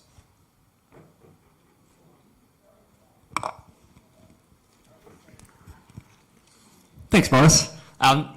You said there was a slight hit. If you create an index, there's a increased write time in order to build that index.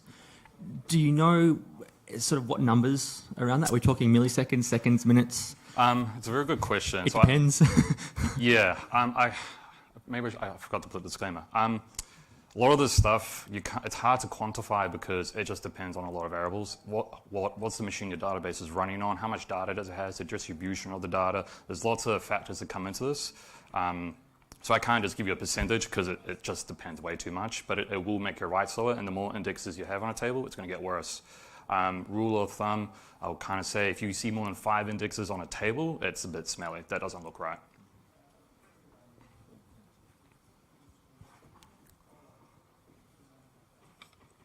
Thanks for the talk, really enjoyed it. I'm just going to ask if you have any maybe really real-life examples of how you've used queries and maybe some of the foot guns you've encountered?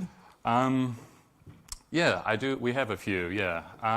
One example, we have I can't give you the numbers off the top of my head, unfortunately, but we have a few, or we have one that just would not run at all. The query just would not return, completely stopped our processes. So I think it was a 2 billion row table, and we chucked the index on it, and it runs, I think, in roughly a second now. And that was a simple index too, but yeah, there's been a few things that we've done. Yeah, thanks. Oh, did I? I'm sorry. Thank you so much. I have a question. It's slightly related to index. So it's to do with the Postgres-specific random page cost and sequential page. I think it was random page cost, and the other one I forgot. Sequential, yeah. Have you ever played with that? Yep. I kind of avoided it, but not deliberately. I talked a bit with someone who's a database god in our company, and he gave me a bunch of advice. So random page cost is, well, the cost essentially using index because it's random. Rather than going through the table, you're kind of like randomly going to the table.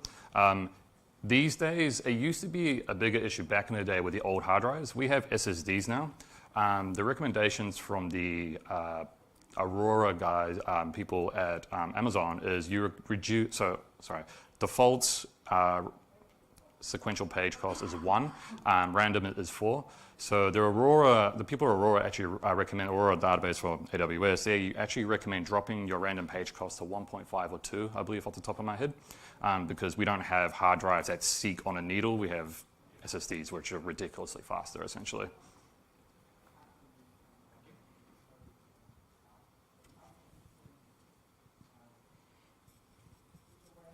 Do you have any suggestions on how to safely test indexes in production? Or a system that needs to stay up? Fingers crossed. No, that's a very hard one, and unfortunately it's just one of the... So, okay, there are some ways actually I can give you. If you have the same amount of data in dev as in prod, the distribution needs to be the same too, you'll actually get very similar results. Not timing-wise, there are other things you could do which get a bit complicated. Buffers is something to look at, which is the I/O work done.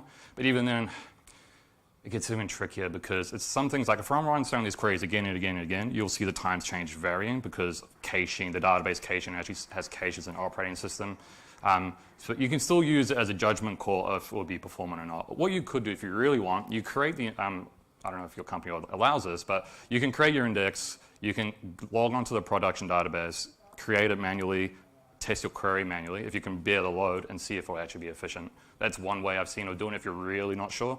But that comes down to just if you can deploy it to a small subset of customers and just see, hey, what's the impact here? Can we roll back quickly? That sort of stuff.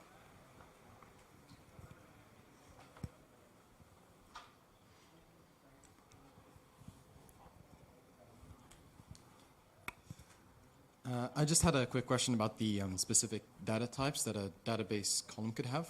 Would indexing affect that at any point, or should I say would the type affect indexing? So whether it be a date and time, would it be a JSON object? Yeah. Do not create indexes on JSON. It's okay. I know we've tried to do it and it's not very efficient. There are other indexes you can use, but it's a bit hard to do from my understanding. Yes, the size of the value gets very important. This is at a very large scale. When you're talking like billions and billions of rows, that's when if you index on like an int, which is, I can't remember what the size is in Postgres versus the other ones, I can't remember, they're a bit smaller. You can see huge increases in times depending on that. And that's where you have to be careful. Covering indexes, like you don't want to put a JSON-B column in a covering index because that's going to make your index gigantic. What's the point? Awesome, thanks.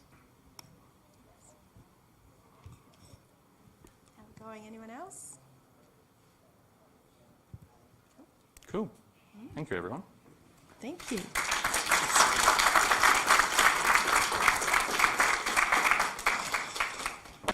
So the next talk starts at 12:20.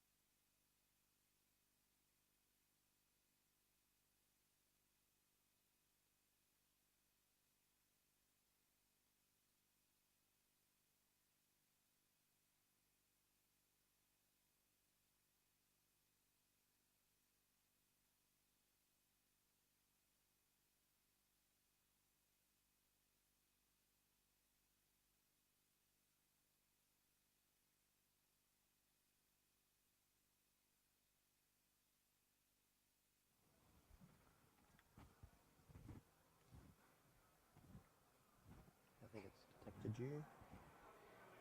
Oh, what's going on? What's going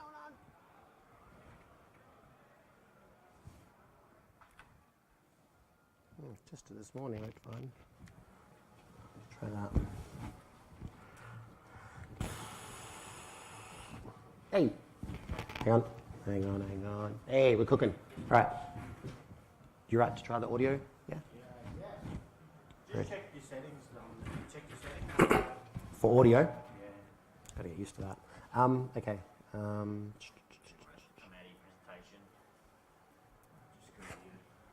what's going on there? What do you mean to check audio? Normally I just press that. It says mute. Unmute. Oh, did you want to try and play it? Or? I'll just try and play it. It might have already. No.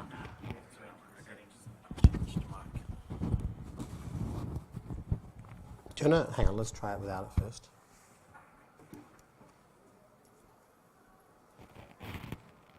Oh, it's saying it's muted, which is really weird. All right, let's get out of here. Hello? Just go down to your settings column. You probably know Max better than me. I've only had this about a month. And your sound. In the middle, yeah. I had it, when I was downstairs, I muted it. But I normally just press the button on the top and off it goes. Yeah, output. And then go to the ARX one, the USB. Oh, that one there? Yep. Yeah. So because you're plugged into the HDMI, it's trying to. Right, I am with you. Yeah. Like Yeah. it normally would. Like Yep. Cool, and that's it? So it'll just. Yeah, it should be good now. All right, let's switch slide.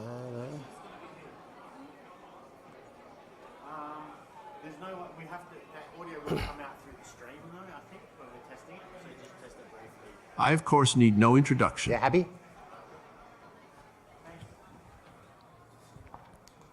So do you guys mind taking a photo of us? Do you mind taking a photo of me? Hang on. I just want to put it up on the slide. Because I want to do it on one of the slides when I get there.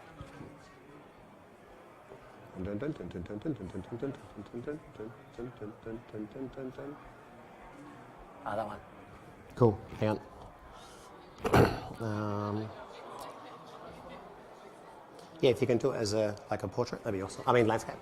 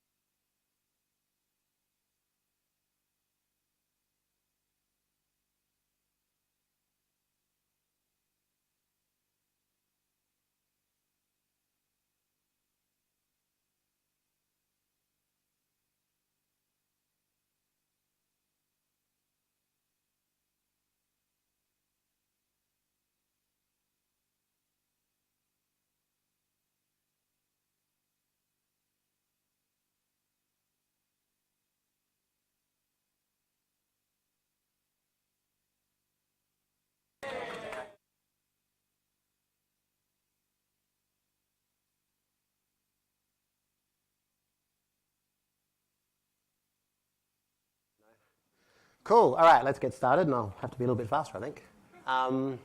So my name's David Martin, and I'm talking about the use of deep fakes in social media and my journey of in that space in the last sort of 9 to 12 months.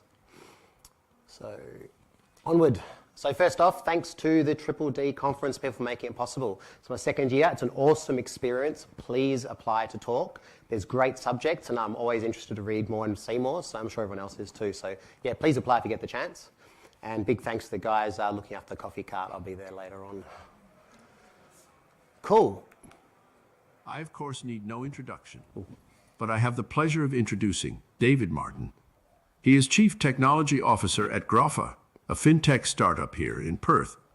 Before joining Grapha, he was the technical lead for the COVID-19 response for the Western Australian Department of Health. He also teaches machine learning and data analytics at the University of Western Australia. Between you and me, he's been naughty this year and is not getting anything from me. Enjoy the talk. I hope you come away inspired. Stay safe. Thank you, Santa Claus. So how many of you know what a deepfake is, or think you know what a deepfake is? Yeah, heard the term? Yeah, cool. Hopefully I'll challenge that understanding later today, or in the next few minutes. So how did they get here? So last year, I know those of you who saw me talk or see me babble on LinkedIn, I was playing with machine learning operations, or MLOps, last year, and I was looking for ways of automating, looking for trading strategies on the ASX. So I'm a big fintech fan and love finance, and luckily I'm a programmer, so I got to mix the two and look at trading models. And one of the things I learnt from that was trying to capture sentiment. How do people feel about a company? Even if a company puts out positive information, is the stock price going to go up because people trust the company? So what's the sentiment towards it? And trying to capture that in a data sense is actually incredibly difficult. Can't really put a survey out. So how do you capture it? And further to that is I was like inventing new things and launching new ideas. And so in the finance space, I started something called Blue Harvest, but I need to market it. I know nothing about marketing. I'm a programmer. Luckily, I have friends who are marketers who got to explain and go, look at this, look at that. So I actually got to learn. But I'm time poor, so I need to automate it. How do I automate my marketing, right? It's a dream. Next thing is, in the startup world, I've got no money, right? So free or cheap. If I can do that too, even better. And the third component is video content. It's got to be video content. If you look at TikTok, it's exploding. People writing text, stories, posts, whatever. It doesn't seem to be as popular anymore as video content. So I need to automate it. It needs to be free. I need to make videos. So pretty tall order, but that's the challenge I set myself, because at the end of the day, if I'm launching something, I need marketing. Otherwise, you go nowhere, right? Business fails, no matter how good it is. So today what I want to discuss is just a quick one through social media, concepts and numbers, just some terms that you've probably heard in social media, just to explain a bit more, and then some numbers around it so you can get an appreciation of how that works in the social media space and what they mean.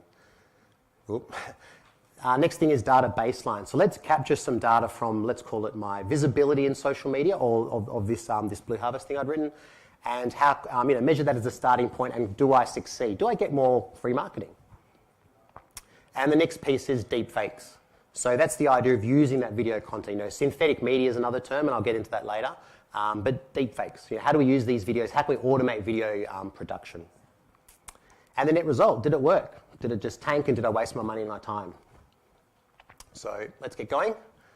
So first off, social media. People know what impressions are? Yeah, someone looked at your cat video, that's an impression, right? Picture of your kid, that's an impression. Engagement. Yeah, that's when someone pressed like, repost, retweet.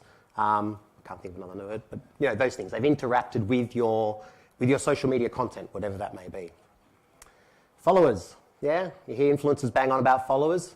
So, and Donald Trump will tell you, with 90 million of them, or used to have, when you put out a piece of content, immediately all your followers get to see it. That's the first group of people that see it. Then after they like, retweet, whatever, then out it goes. So really, followers help you project your posts. So really increasing followers, and some people pay for them, is very important. So that's another number to consider. And the last thing I want to explain there is organic versus paid. So organic is you taking a picture of your cat and sticking it on wherever it was, Instagram. Whereas paid, some people pay content writers, advertising. The company I now work for actually does that sort of stuff, makes social media posts for companies. So there's a whole market in that space, and can be quite expensive. Even simple text posts with photos take money and time. So engagement rates, which you heard me just discuss previously. So just to keep the math simple, Twitter's at 1%. That's considered a good engagement rate. Oh, sorry, my slides are now out a bit. That's a good engagement rate. So what that means is if you had 100 people see your cat tweet and one person hit like or retweet or whatever, that's good, right? That's considered a good number. I know, sounds crappy, but it's good. And you can see along there, there's LinkedIn at 6 and so on and so forth. So just to keep the maths easy, one person 100 is considered success on Twitter. So next piece is, how much are people spending on marketing? So Twitter, $1.4 billion in advertising profit last calendar year, US. Facebook at $50 billion. And number one is Google, $200 billion in advertising. So it's a fair whack of money, and if I can avoid giving them any more, I certainly would try. So video content. So what are some stats around video content? What makes it so popular? So the first thing is 78% of people watch online videos every week, and that's in some form, whether it's autoplay on Twitter or TikTok, whatever. It's incredibly popular.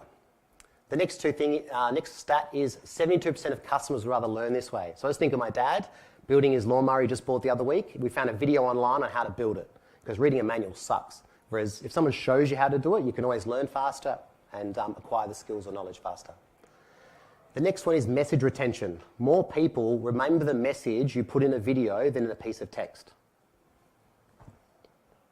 And finally, more businesses are doing it. It's going up every year, and probably it's a self-fulfilling thing. You see TikTok being popular, so people try and get on TikTok. Causes more videos, more businesses get on there, and on it goes.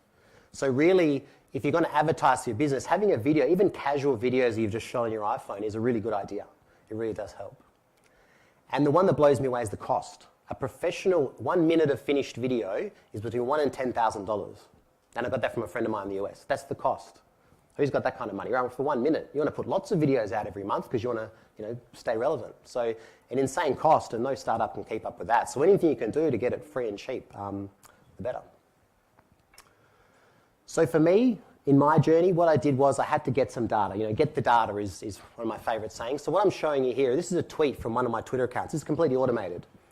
Now, just to explain, market-sensitive announcements are announcements that companies put out on the stock exchange, hence the ASX, that are sensitive, that would move the share price. And all my little piece of code does is every time one of those announcements are published by the ASX on behalf of a company, I tweet it. You can see it there. So it gives you the name of the company, gives you the name of the title of the announcement, timestamp, and a couple of hashtags. So I won't go into the hashtags. What I do want to call out is the M&S. Now, what that is in the trading space is those of you who are what they call FinTwits, or finance people who are on Twitter, these dollar signs are the same as a hashtag. But in the finance world, we use that to, if you want to look at BHP or CB, you can do it yourselves, you've got a Twitter account. And what you'll see is all the tweets, that's how we tag companies. And it's done all over the world. What occurred to me was I could now look at, let's call it popularity, or popularity of a particular company. In this case, M&S, I don't know what the hell they do. But I can type that into Twitter and I'll see all the tweets about them. So what occurred to me was, I've been doing this for about 12, 18 months, was I could download all this data and see how frequently is M&S discussed? How frequently is it engaged with? Because what it does is, when I'm trying to make video content, which is expensive, is I can now target my video content towards the more popular ASX companies. So I use the Twitter API, download all the stats from my Twitter account. Let's remember how long it took. So just to point out as well, I apologise. You can see on the bottom the 5, the 1, and the 26. It's a bit faded out. That's the engagement. So you've got 26 likes, a retweet, and 5 comments, whatever they are. So that's the stats. That's the engagement we're downloading for every tweet. So this is from SQL Server. It's a little bit rough. I apologise. You can see on the top, I've got the ASX codes down the left, and then I've got engagement percentage, and then you can see impressions and those other concepts I talked about. So you can see because I wrote the tweets, I can get the ASX code out. So I can tell you what's popular. So TCL, don't know what they do, 8% engagement off one tweet. So what that says to me is you've got engaged shareholders. So I'm not going to get into that whole side of things. It's a whole other experiment. But the point is that you can see there's a high level of engagement with certain stocks. And I've just grabbed the top dozen there just to show you based on engagement percentage of 8%, which is 8 times better than what they say the good rate is. So fantastic. But also we can look at it in impressions. If you look at M&S, one we just showed the tweet for, 4,700 impressions, views. 4,700 people saw it, or the 3 tweets. But a low engagement rate. So it really depends in marketing. Do you want people engaging with the content or do you want people seeing you? So that's the difference between brand awareness and trying to get them to buy your stuff. So if we flip that on its head, oh, there you go. So TCL is at 8%, and M&S was the one I just showed. So what if we flip it? What if we just look at impressions? Look at the very top, ASN, 6,500 impressions for the same time period. So straight away, using this list, and I think, oh, there you go, M&S came at number 3 here. Oh, apologies. My slides are out of sync because they're on my other laptop.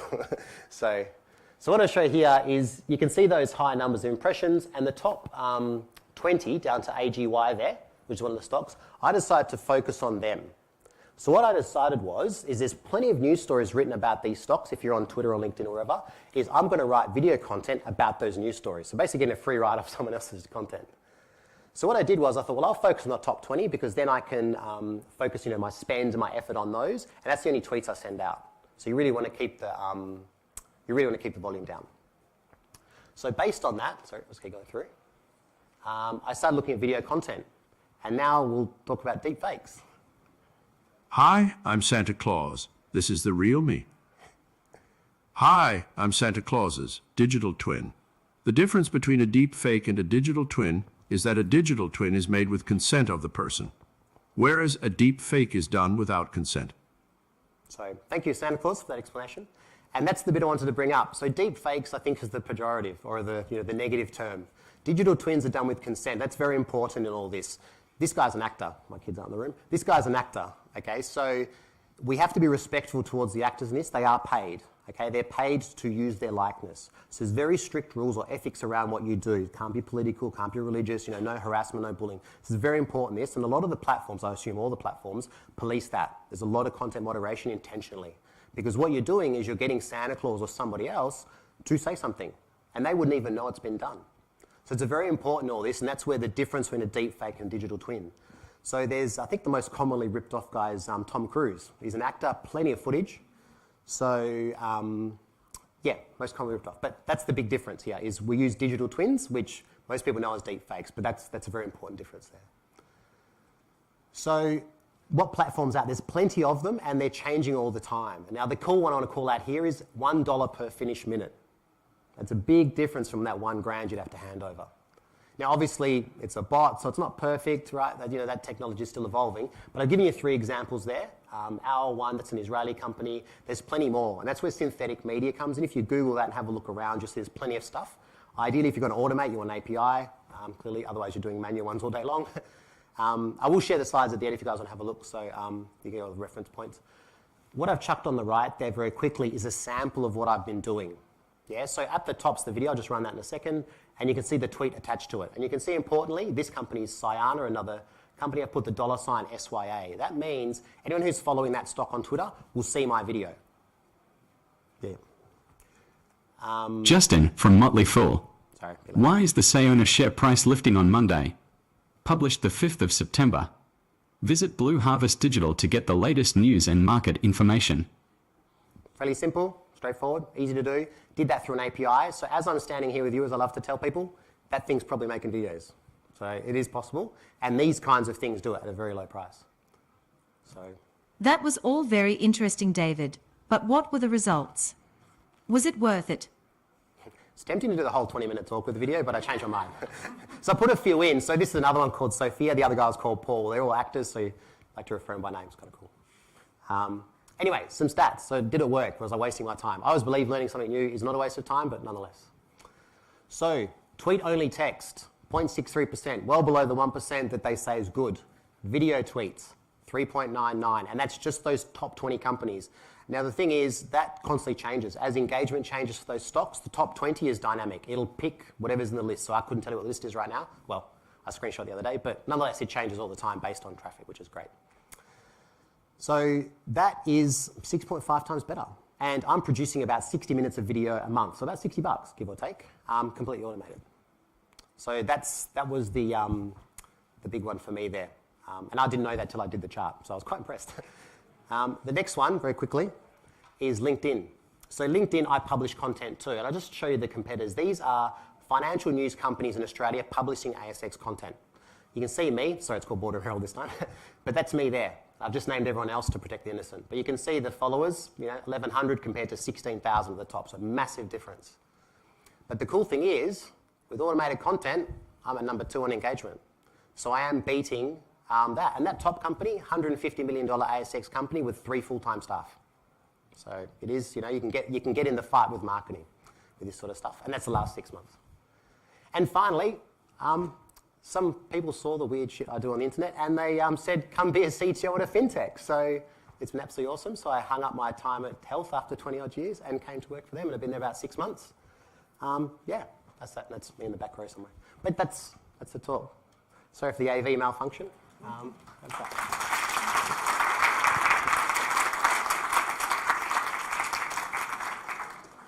There's 4 minutes left, we're over. So if you want to mug me outside and ask questions, you're welcome to, or Twitter or something.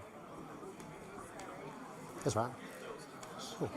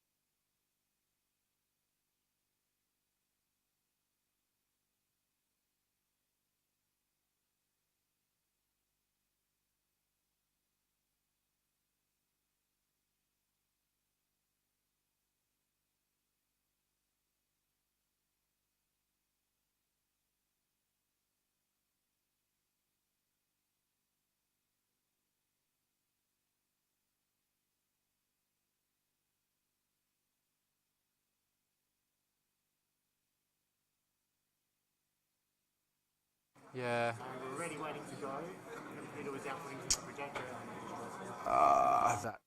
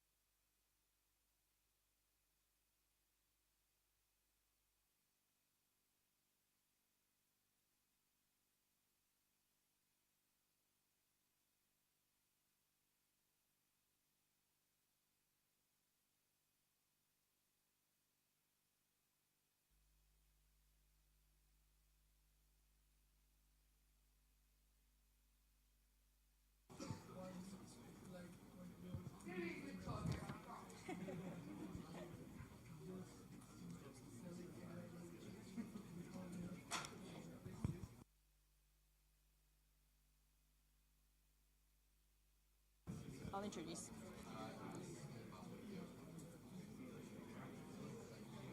So just while he's typing the password in, off screen, I'll introduce you to Damien. He runs the developer advocacy at GitHub and loves all things DevOps. Formerly a cloud advocate at Microsoft for 4 years, and prior to that, a dev at Octopus Deploy and an Microsoft MVP. Damien has 20-plus year background in software development and consulting in a broad range of industries. He regularly speaks at conferences, just like this, user groups, and other events around the world. Sorry, that was mean. This is not his fault. just like this, actually. Right.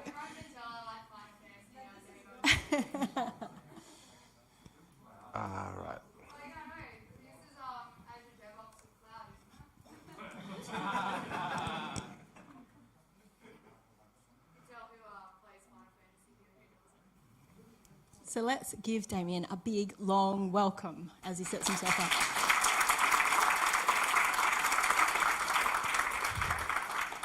This is going well. I'm going to skip all my slides because that's a boring bit anyway. And I'm just going to go straight to demo. So my name's Damien Brady. I work at GitHub. I lead our developer advocacy team.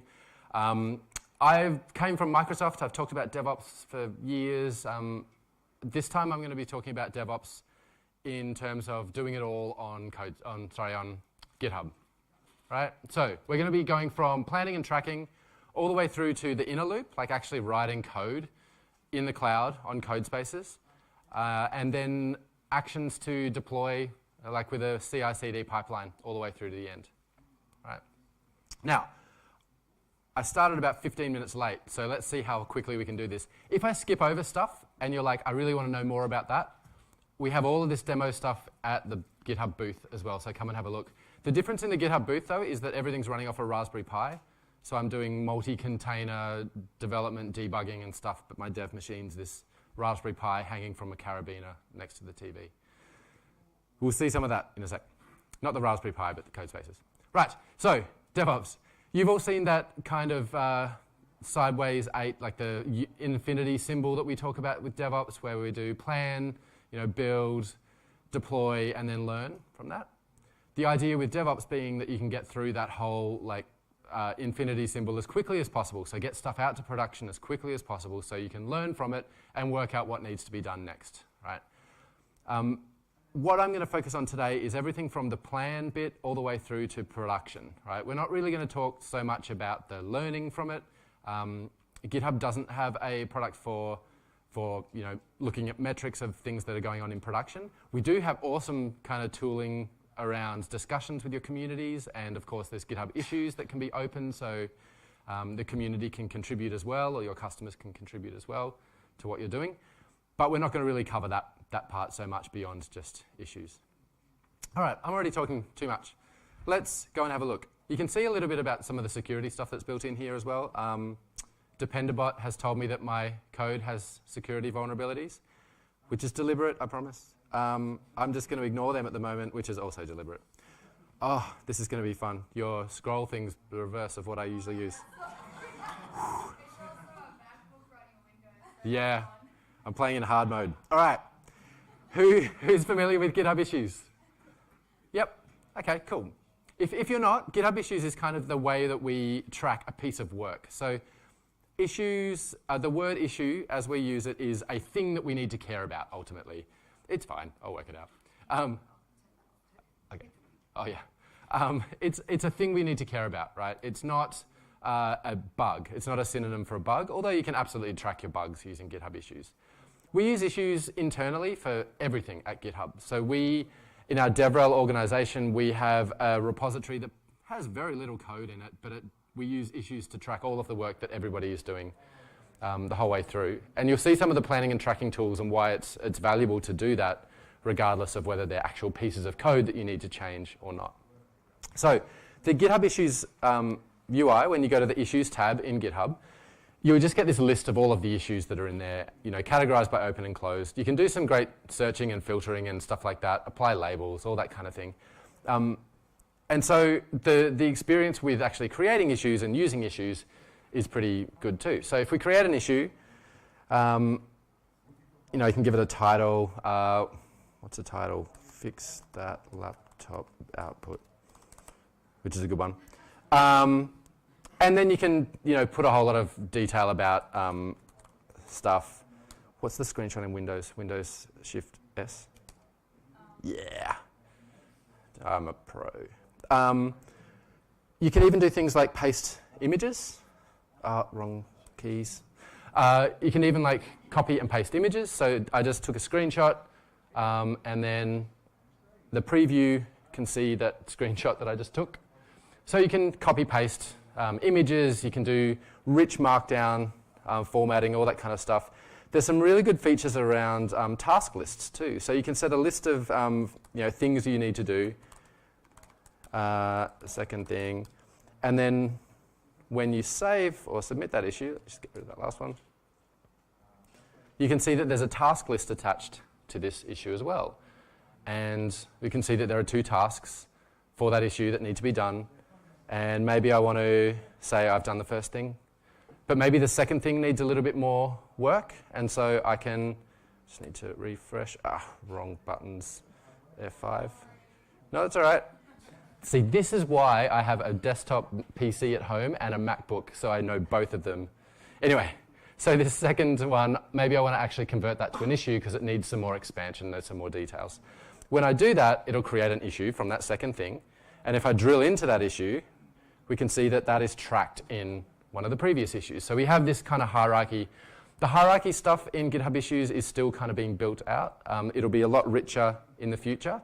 Right now, we kind of do have this hierarchy between, and you can go down as deep as you want. If I did a task list in this and converted them to issues, you can see that it's tracked in those ones as well. That stuff will start surfacing a bit more soon.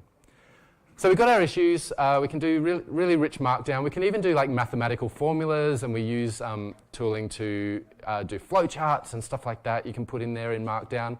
It's this GitHub flavored markdown that we have, which is a little bit richer. But this probably isn't the best way to manage all of your issues. You might have thousands of issues. You can't really run a sprint just by, well, you can run a sprint by just applying a label to that issue for sprint 1 and then just filtering to those labels. It's not the best way to work. So we've got we've got GitHub projects. Now GitHub projects is new. If you have used GitHub projects in the past, you might have used the legacy projects, which we've now deprecated. There is a really nice migration path from the old projects to the new projects. Mish just did a video on that really recently. I don't know where we've published it on YouTube. It's on Instagram today. There we go. And so I'm going to create a new project. I'm going to go to the organization to create a project. Where are we? New project. And we'll call it DDD Perth. Now, I can choose one of the templates for these projects, or I can just go from scratch. I'm just going to go from scratch just to show you how powerful this is.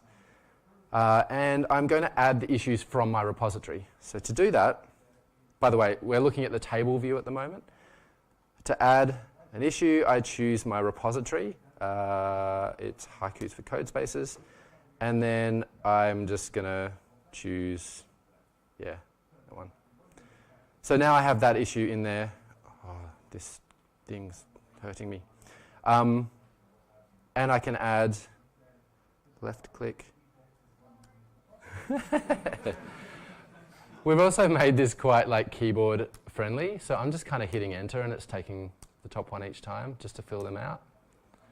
And we've now got this list of issues that we're working with. We've got our columns, we've got assignees, we've got the status of those issues as well. Now, status is something that belongs to the board. So by default, you get to do, in progress, and done. But I can change those statuses. I can have whatever statuses I want. But I can also have custom fields in here.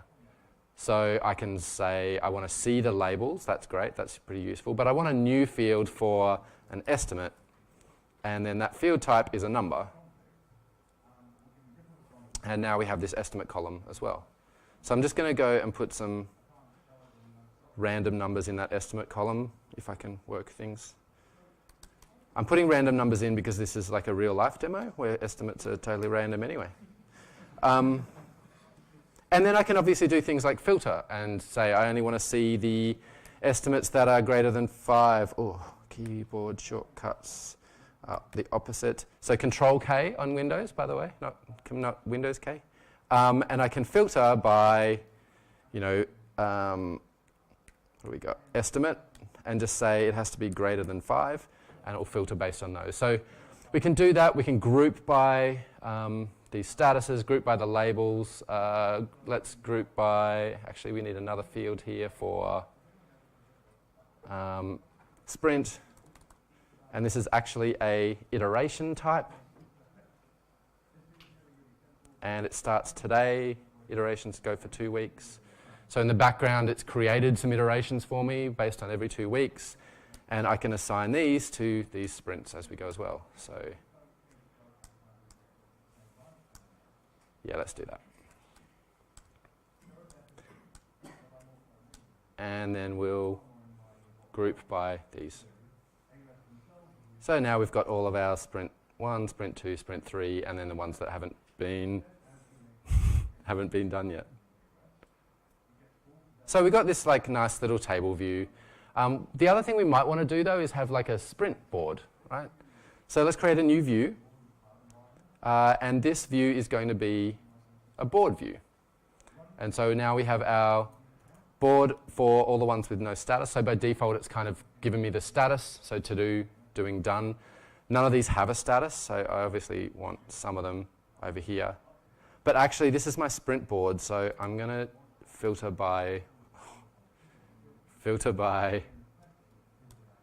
sprint, and then just say the current sprint.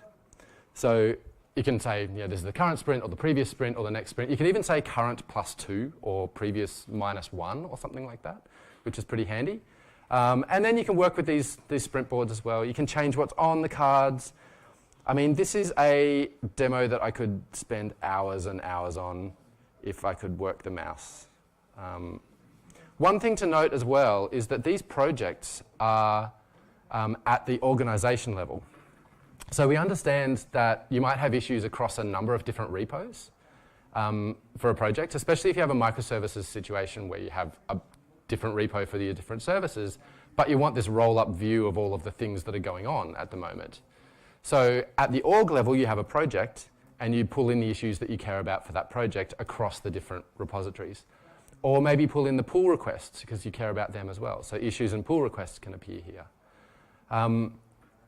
You can also have the same issue in multiple projects, and those projects can have different custom fields.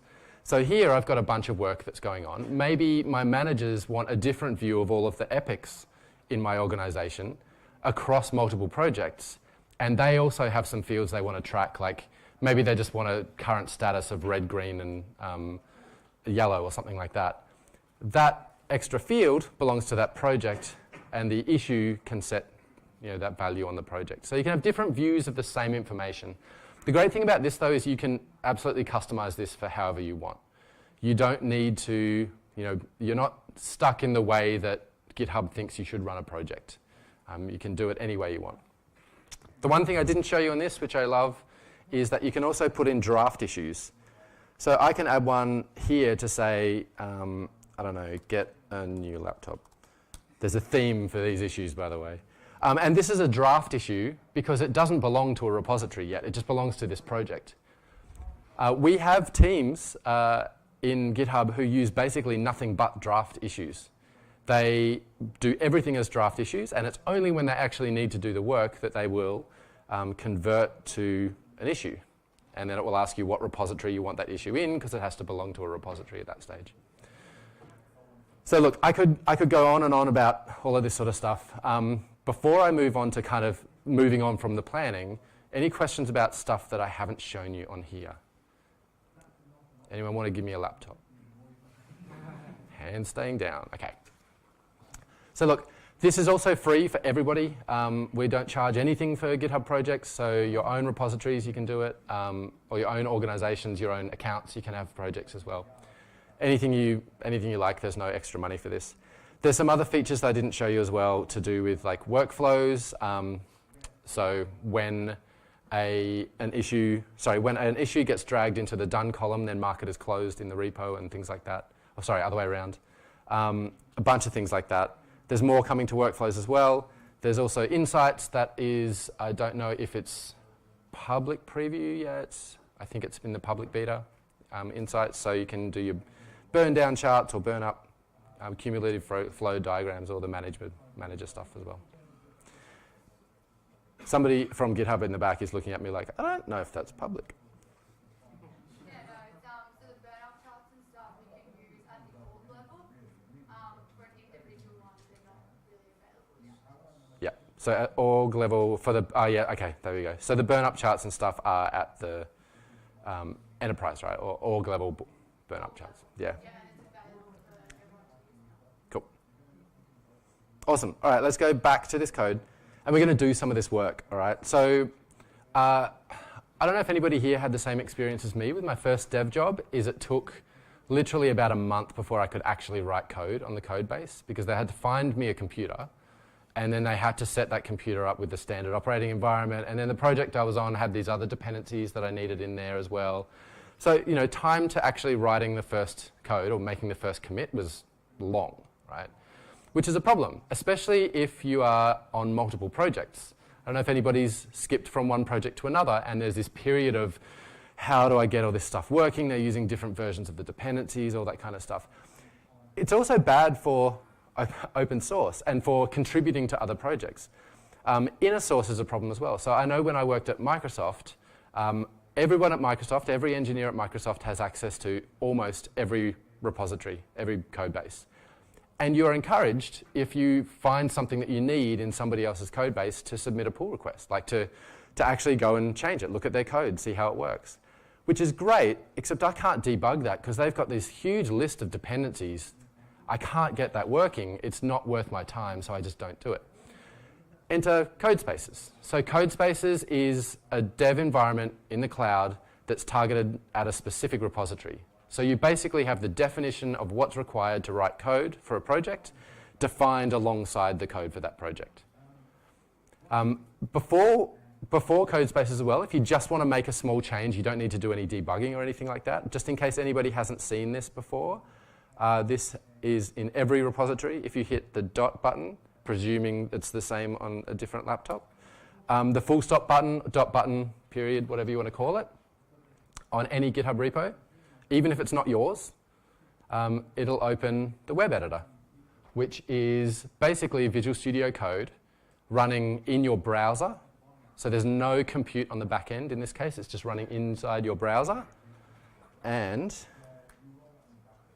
you can make changes to the code. You can not debug, but you can submit a code change. You can submit a pull request. You can do all of that kind of stuff. Yeah, so you can make small changes. I actually use this constantly. Like if I need to make a small change to a README or something like that, I'll just hit dot, open it up in here. This is also really, really good for code reviews. So if somebody submits a pull request and you go to the pull request page and hit the dot, you're brought to Visual Studio Code, to the web editor or web-based editor, in the context of looking at that pull request.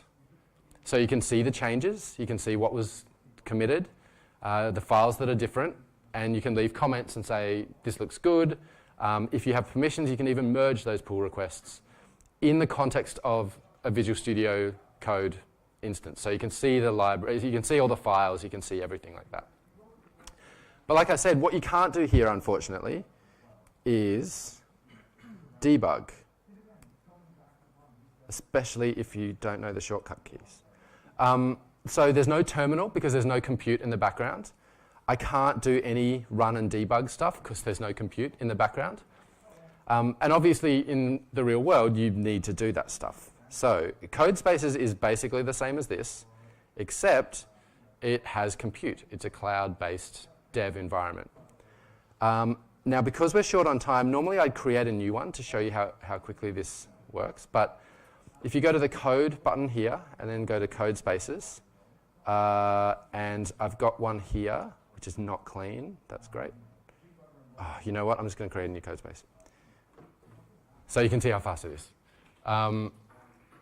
So what it is doing is it's spinning up a container in the cloud that's running on a machine that has whatever resources I need to give it. There are a number of sizes for these code spaces as well. So you can do 2-core machines up to, I think it's 32 core if you ask us nicely. I think by default you can do anything up to 32 core machines, I believe. And they get charged basically per minute. So they get charged based on usage. The good thing as well is if you leave them, you log out and you don't do anything, you don't stop them, they'll stop themselves after a period of time. I think by default it's 20 or 30 minutes. It'll stop itself. We did an internal survey because, fun story, GitHub, so github.com, which is a mono repo, which is about 11 gig of code. We do github.com entirely in code spaces. So we use this internally for our own gigantic repo. Using some features like pre-builds, so we can, oh, that's good. So using some features like pre-builds, we can get the speed of starting a new code space down to really, really small numbers. So, if this works, I'll show you that in a sec, but for github.com, 11 gig code base, about 23 gig on disk if you do a deep clone, takes about, I think it's about 10 seconds, 10, 12 seconds to go from clicking the button to being able to debug the code with multiple containers running different services in a debugging environment, and you can commit code and do that work straight away. It's super powerful. And it also means if somebody new joins the team, they just create a new code space and they can write code immediately.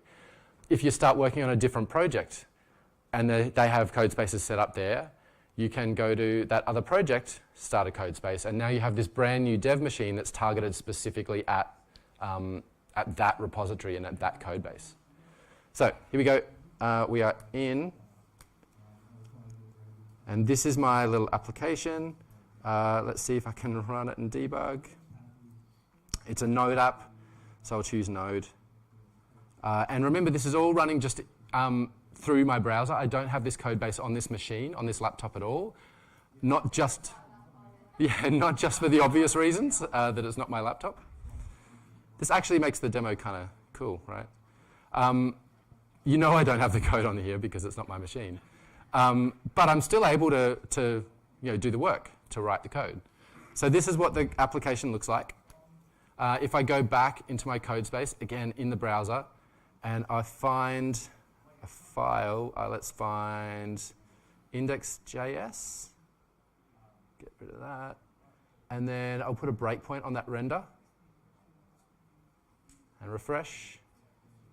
And in my other browser tab, I've hit this breakpoint. And you get all of the nice stuff that you would normally get debugging in a VS Code instance on somebody else's computer or on a Raspberry Pi, wherever you are, right? So, pretty cool stuff. I was going to do a tiny little Copilot demo, but instead you should go to Mish's talk at 3:15, I think, where she's going to do Copilot entirely. But I was going to randomize those haikus, but I don't remember how to do it. So I would do something like, I'd need to install Copilot, so I'm not going to do it. Just ask Copilot to tell me how to randomize in Node, because I don't know. Right, so that's code spaces. It's super powerful. You can also connect remotely from a Visual Studio Code instance on your local machine if you want to. You can stop them, start them, disconnect, and have multiple running at the same time. So if you are doing some work for one particular branch of your code, you can have a code space open for that and another one for the main one and so on.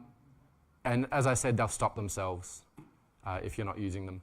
We did a little survey internally for GitHub to find out how often people actually stopped the code spaces themselves, or how often they just turned their computer off and waited for it to stop itself. And it was approximately, there might be a little bit of counting error, approximately 100% of people didn't turn it off. They just let it expire. So, So that's a very good point I overheard there, which is that's because they work at GitHub and they don't pay for these, which is true. I did a little back of the envelope calculation, and if you're running, I think it's a 16 core machine or something like that, and you're working 8 hours a day, 50 weeks a year or 48 weeks a year or something like that, it's about equivalent to buying a new laptop every 2 years or something like that. But remember, you've got these code spaces that you can have in all of these different environments, and they just don't charge you for usage when they're shut down. So you could have 30 projects that you're working on with 30 different code spaces that you can start working on immediately from any laptop you have. It doesn't need to be new. You should definitely have the newest, best laptop though. That's a good idea. Yeah. So, I'm running low on time as well, so we're going to move very quickly to the next bit. So that's kind of our inner loop. That's a dev environment that means that I can write my code really quickly, I can get started on new projects, and I don't have to worry so much about the hardware or the dependencies running on my local machine. Super powerful. But then when I have made the change, how do I get that into production? And this is one of the probably better known features, I guess, of GitHub, which is GitHub Actions. Who uses GitHub Actions? Okay, probably about half the room. Who's heard of GitHub Actions? Like, who's aware of it? The same people. Well, now the rest of you have heard about it, so you can move into the next column of using it. Rather than actually run one of these, I'm going to show you one I've run before. So the great thing about GitHub Actions is the definition of how to build your application and how to deploy your application is defined in a YAML file that sits alongside your code. So when somebody clones or forks your repository, they know not just what the code looks like, but what the build situation is and what the deployment situation is. They can see all of that. If you've got a specific code space definition set up, so you can customize those code spaces in huge ways, they also know what the dev machine needs to look like as well. Whether you're using code spaces or dev containers just locally, you know everything about that project. You have the code, you have the definition of how you're going to write code against it, like what dependencies you need, and then you have the definition of how you build it and how you deploy it, and it's just all there in your repository. This is kind of a more mature looking pipeline. We've got 3 stages here. I'm going to try and zoom in a bit. I don't think this zooms great here. There we go. We've got 3 stages here. We've got a build stage, which does my compilation. And we have a deployment stage, which deploys to Azure in this case. And then we have a production stage. Now, the thing that I've set up with production is it knows the production environment needs approvals before it goes to production. So by saying in that definition, I'm deploying to production, you get this protection where it has to pass a bunch of rules before it's allowed to go into production. In this case, that rule is I need to approve that before it goes into production. You can put other rules in there like you can only deploy to this environment from these branches of your repository. So maybe you're doing a branching strategy where it's a trunk-based development and people do feature branches, but then they merge back into your main branch before it goes out to production. You want to make sure nobody deploys to production from a feature branch, right? So you can put that protection on it as well, and nobody can actually approve that to go to production. So this went to the staging site, it went to the production site. We've got a track of the deployments, like the reviews, who did a review.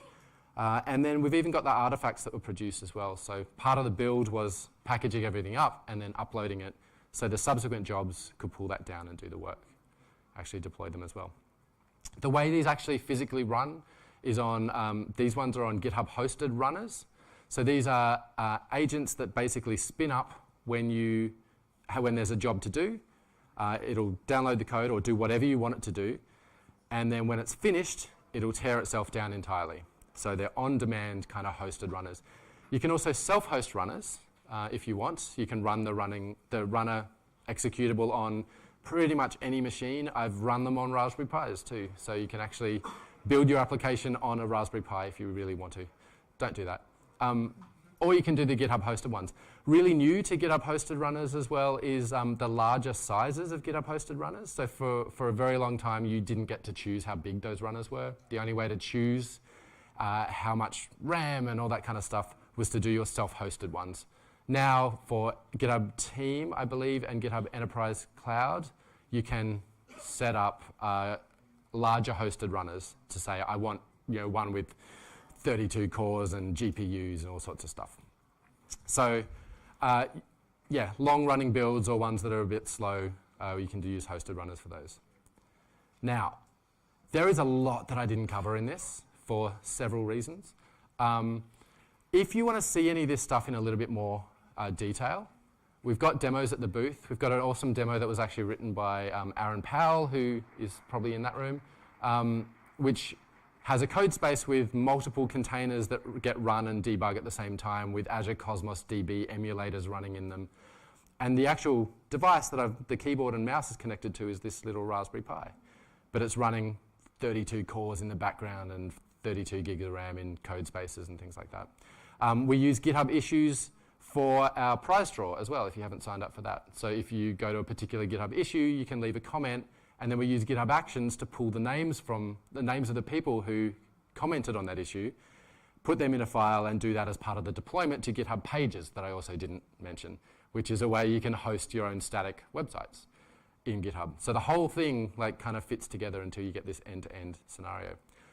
So planning and tracking with GitHub issues and GitHub projects. Code spaces for that inner loop of actually doing development really quickly and really efficiently, especially for new people to the team. And then GitHub Actions, which is an automation platform that kind of lets you do your CI/CD or kind of any other automation as well, but fantastic for CI/CD. And we've got most of the way around there until we get back to issues again, which is the learning from what's in production. As I said, tons of stuff I didn't tell you about. Come over to the booth and ask some of us for some demos of the stuff that's there. And otherwise, thanks so much for your time.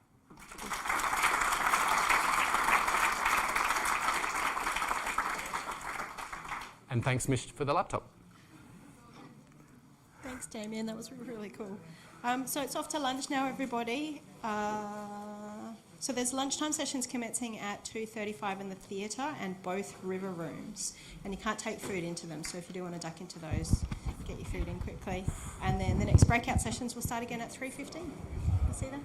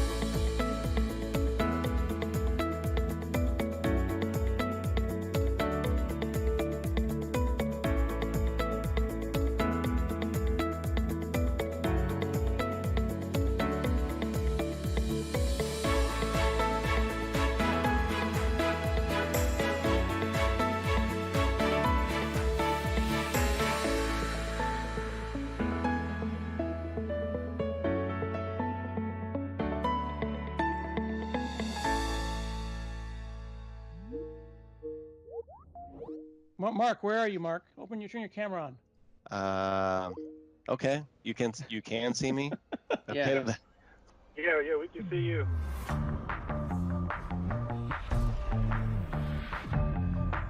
Hey friends, I'm Scott Hanselman, and I was told to give you a tour of my office.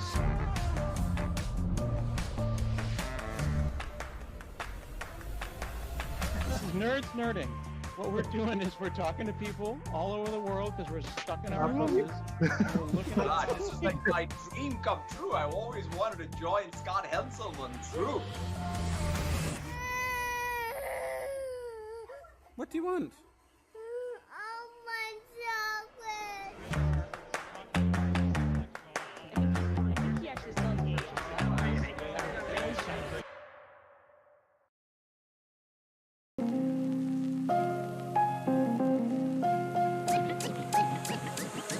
Go.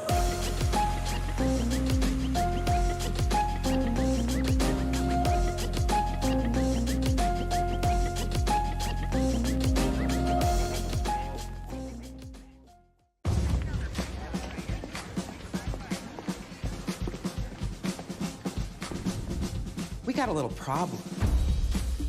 As you know, our motto is, you need a professional bodyguard delivered to your door in less than half an hour, you got it, buddy. But without an app, ain't no bodyguard getting delivered nowhere. So, where are we with that?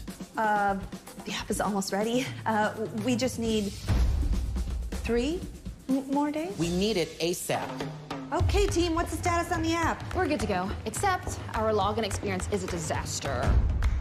We need something to keep our users' data private. And to keep the hackers out. And it needs to work flawlessly because... Because I don't want to lose one single customer. I hear you, so let's use Auth0. Auth what now? Auth0. It's an identity platform. Fast, easy logins, just what the boss wants. Can we make our own authentication service? Come on, the ultimate keymaster. You know we don't have that kind of time. We need to confirm identities with passwords, fingerprint scans, whatever the users like to use. Auth0 can do that. Yeah, but it needs to be secure. We can't have our app compromised by breaches. Not a problem. And it needs to scale if we get hit with a ton of traffic. And if it stalls or freezes up, I will get fired. We can do this.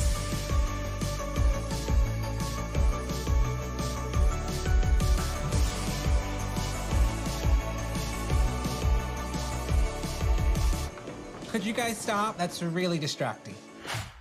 We did it. It's done. Already? Yep. Hey, bigger customers are gonna love it. I got a real app now, folks. You know what? I want a bodyguard. Hey, we got a customer. Cool app. My name's Steven. What's up, Steven? We can do this.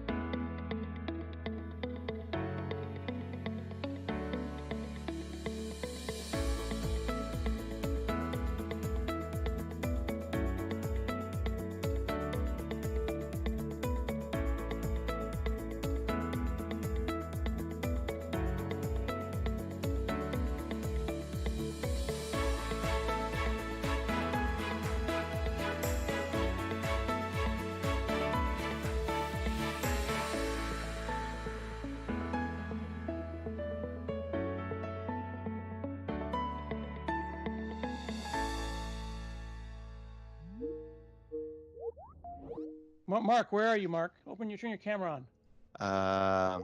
Okay, you can see me. Yeah. Okay. Yeah, we can see you.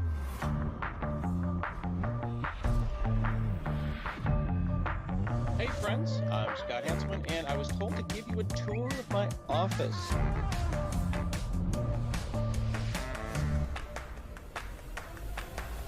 This is Nerds Nerding.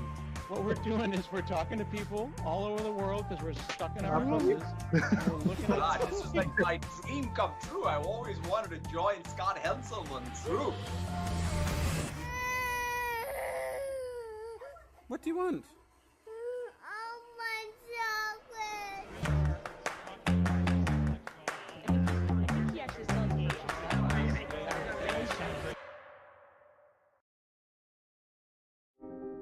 Ambition is a fearless hunger for success. It drives us to challenge the way things are, to pursue what seems insurmountable, to keep going when others would stop. Ambition is how a global manufacturer is using AI to empower employees with disabilities. Ambition is how a company managed an overnight transition to remote work for 100,000 teammates. Ambition is how a children's hospital built an app to reduce stress for families. Ambition is how a law firm rallied against a malware attack to reclaim control and prevent a devastating breach of client confidence.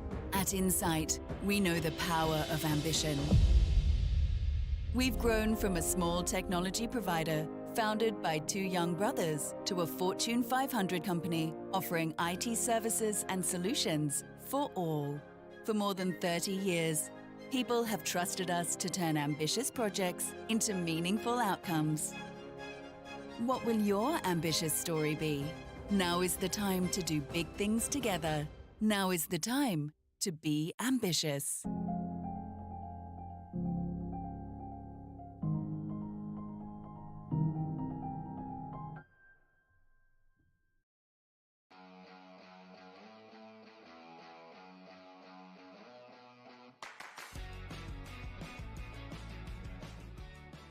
My name is Carol. I'm a test engineer.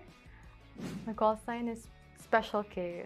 You might be familiar with it. You see it in cereal boxes. It's my call sign because I like eating. I eat a lot. When people see me, they always see me eating, and they always ask me, Carol, why are you eating? And I think that just when they see the cereal box, they say, okay, that's Carol. Hi, I'm Joshni. I'm a test engineer.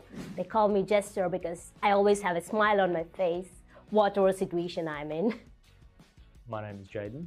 I'm an automation engineer here at Planet. My call sign is Digit because I'm a huge maths nerd. It is my primary major, but I often get called out on how I never, ever stop talking about maths. I just love maths. I am Cassandra. I am a test automation specialist. Pink Beret. As you can tell by the accent, I am French. Very prominent accent. So the beret completely makes sense. As for the pink, no matter the client, no matter where I was working, it always was a pink background with Hello Kitty riding a unicorn. It does not reflect who I am outside, clearly, but I think it brings a little bit of sparks and joy, and so yeah, so pink beret it is. My name is Kong. I'm a consultant here at Planet. When people ask me how to pronounce my name, I always say, I'm not the king, but the Kong. But after joining Planet, I am the king and I'm the Kong. Work to inspire is very something that we live by, I believe. We definitely see how much passion we have for quality and how much we want to convey this as a client.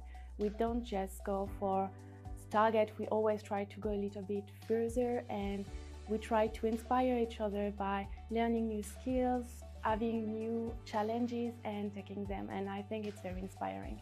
Be better, build better. Personally, I always try to be better than yesterday. That's always been me, so I'm better than yesterday and I'll be better tomorrow. I also got a lot of training opportunities on Planet because there's a vast library of training courses available that I can just access anytime. Before I joined Planet, like when you want to learn something, Google first, right?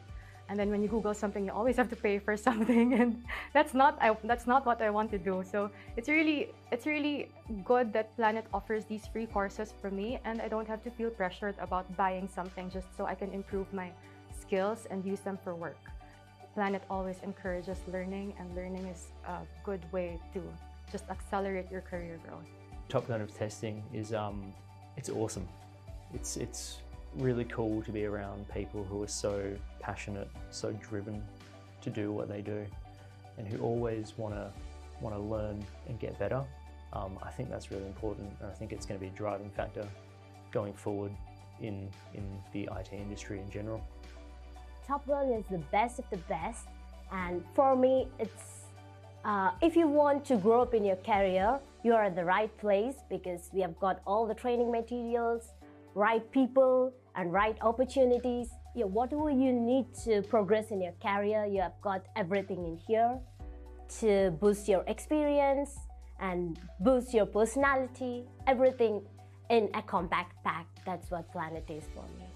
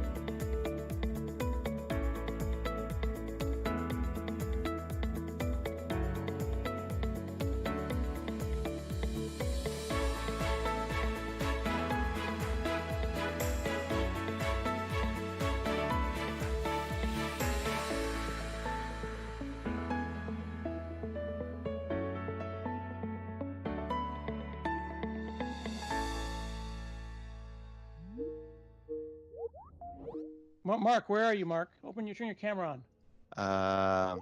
Okay, you can see me. Yeah. Yeah, we can see you.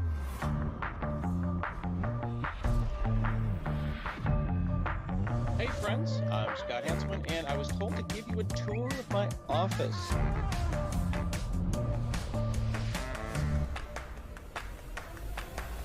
This is Nerds Nerding.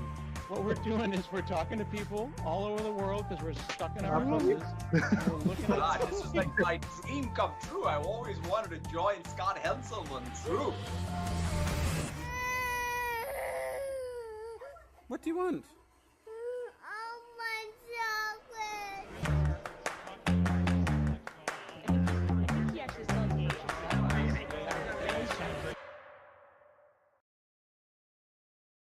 Tell me the best thing that's happened while I was gone. I made sure Dad ate healthy like you said. He even tried the broccoli. Eat it. Then I helped him make his work much better. And we found the perfect outfit to wear to my party. But I really needed to wind down before bed, so I turned my hand into a starfish. My best thing is you being back.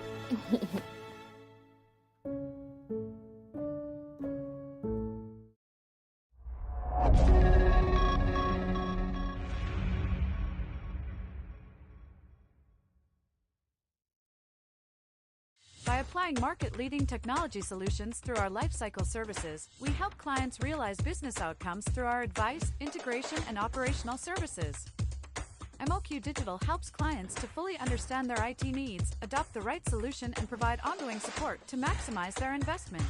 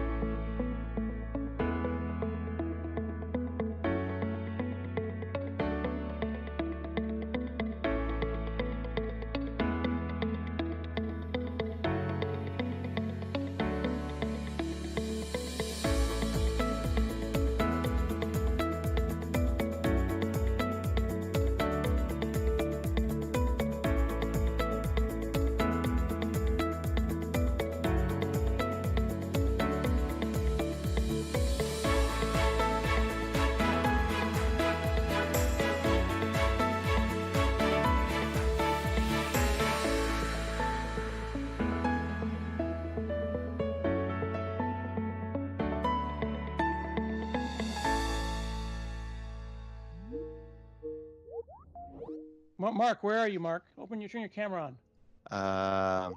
Okay. You can see me? Yeah. Yeah, we can see you.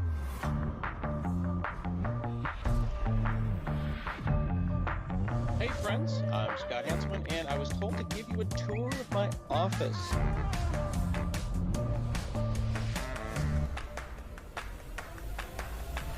Nerds nerding. What we're doing is we're talking to people all over the world because we're stuck in our houses. And we're looking God, at this is like my dream come true. I always wanted to join Scott Henselman's troop. What do you want?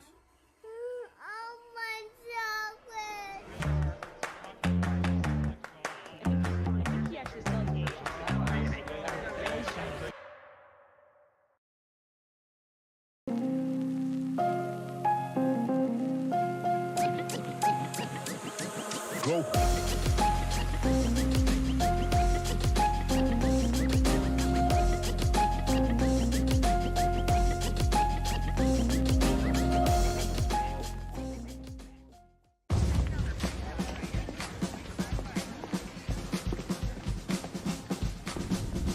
We got a little problem.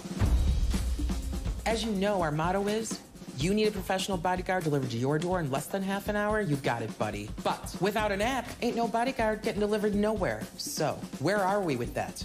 The app is almost ready. We just need 3 more days? We need it ASAP. Okay, team, what's the status on the app? We're good to go, except our login experience is a disaster. We need something to keep our users' data private. And to keep the hackers out. And it needs to work flawlessly because... Because I don't want to lose one single customer. I hear you, so let's use Auth0. Auth what now? Auth0, it's an identity platform. Fast, easy logins, just what the boss wants. Can't we make our own authentication service? Come on, the ultimate keymaster, you know we don't have that kind of time. We need to confirm identities with passwords, fingerprint scans, whatever the users like to use. Auth0 can do that. Yeah, but it needs to be secure. We can't have our app compromised by breaches. Not a problem. And it needs to scale if we get hit with a ton of traffic. And if it stalls or freezes up, I will get fired. We can do this.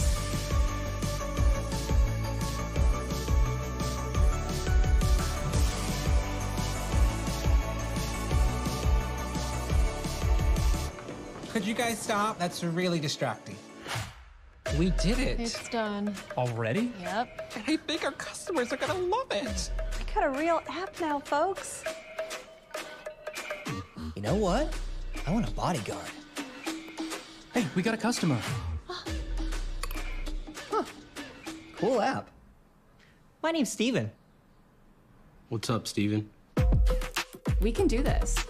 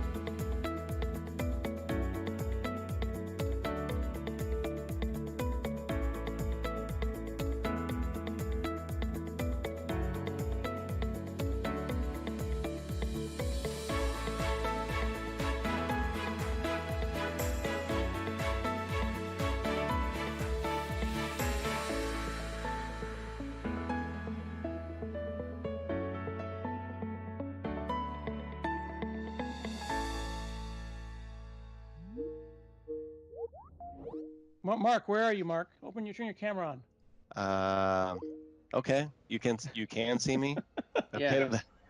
Yeah, we can see you.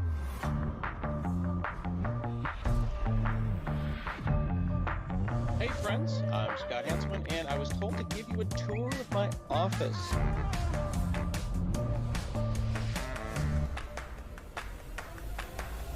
This is Nerds Nerding. What we're doing is we're talking to people all over the world because we're stuck in our houses. We're looking at God, this is like my dream come true. I always wanted to join Scott Hanselman's group. What do you want?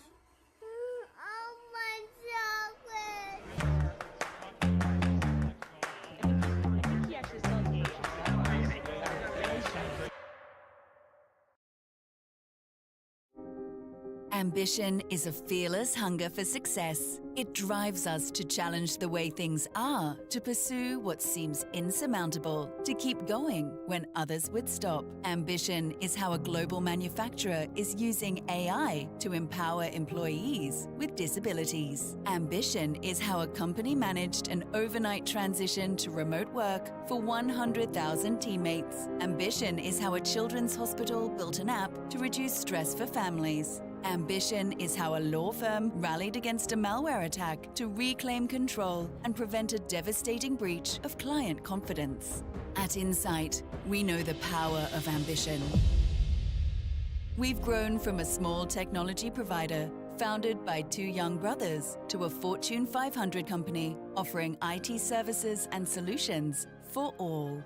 For more than 30 years, people have trusted us to turn ambitious projects into meaningful outcomes. What will your ambitious story be? Now is the time to do big things together. Now is the time to be ambitious.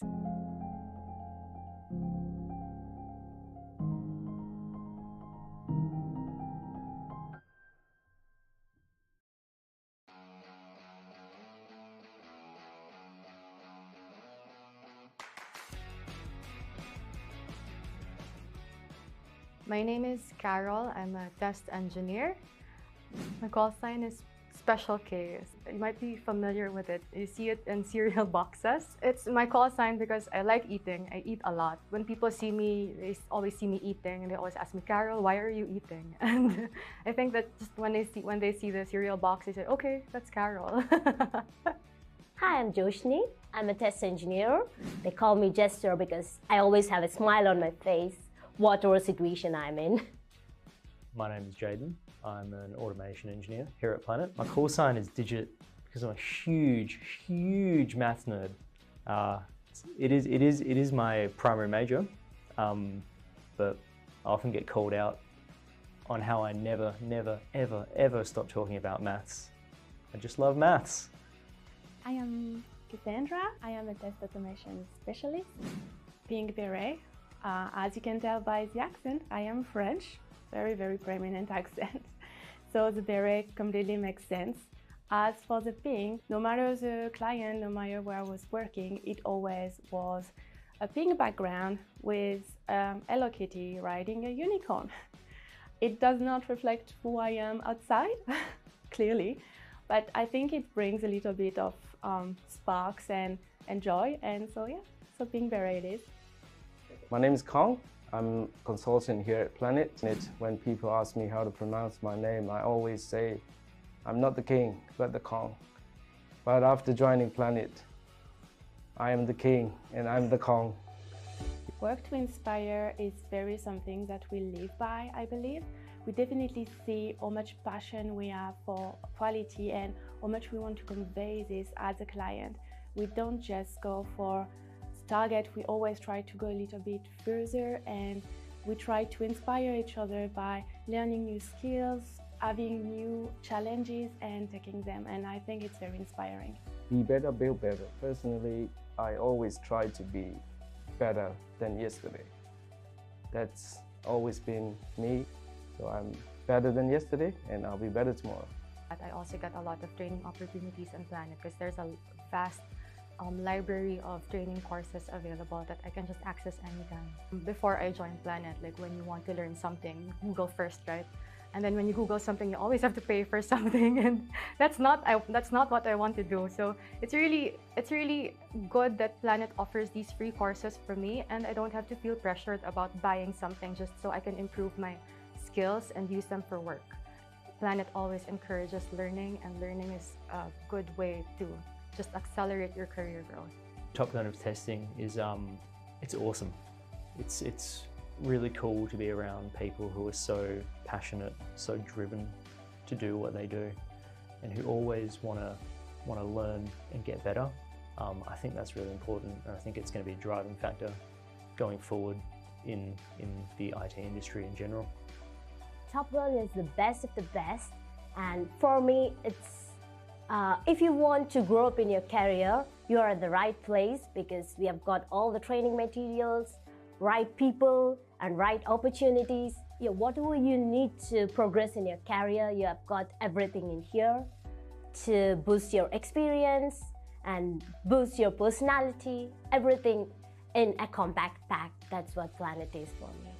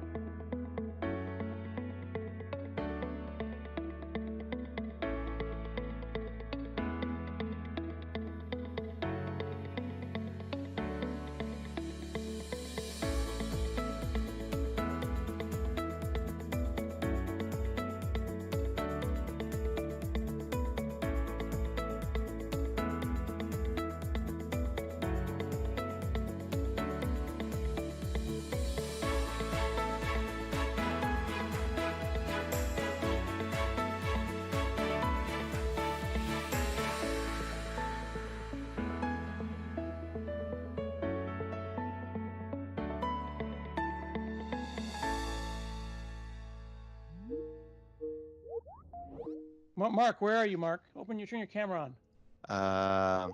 Okay, you can see me. Yeah. Yeah, we can see you.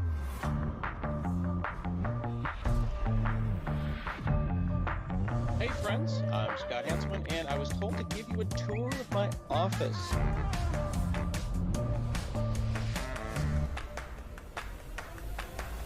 This is Nerds Nerding. What we're doing is we're talking to people all over the world because we're stuck in our houses. We're looking at God, this is like my dream come true. I always wanted to join Scott Hanselman's group. What do you want?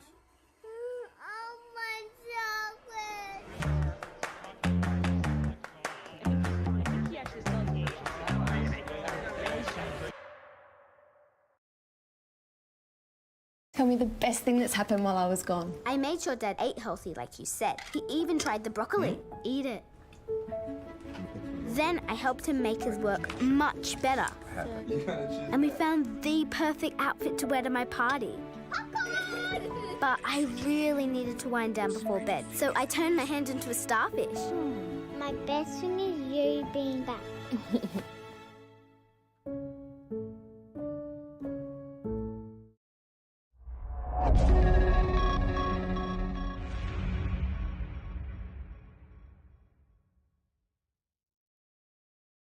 By applying market-leading technology solutions through our lifecycle services, we help clients realize business outcomes through our advice, integration, and operational services. MOQ Digital helps clients to fully understand their IT needs, adopt the right solution, and provide ongoing support to maximize their investment.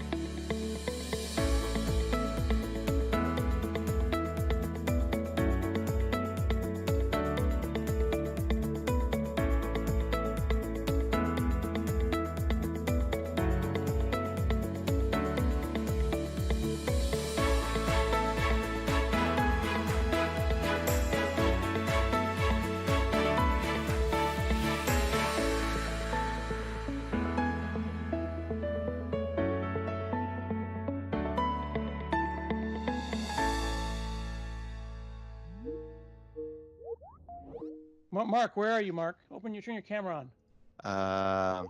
Okay. You can see me? Yeah. Yeah, we can see you.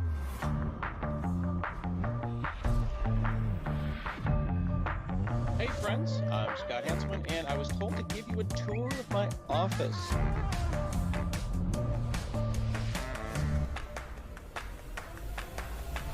nerds nerding. What we're doing is we're talking to people all over the world because we're stuck in our houses. We're looking God, at this is like my dream come true. I always wanted to join Scott Henselman's troop. What do you want?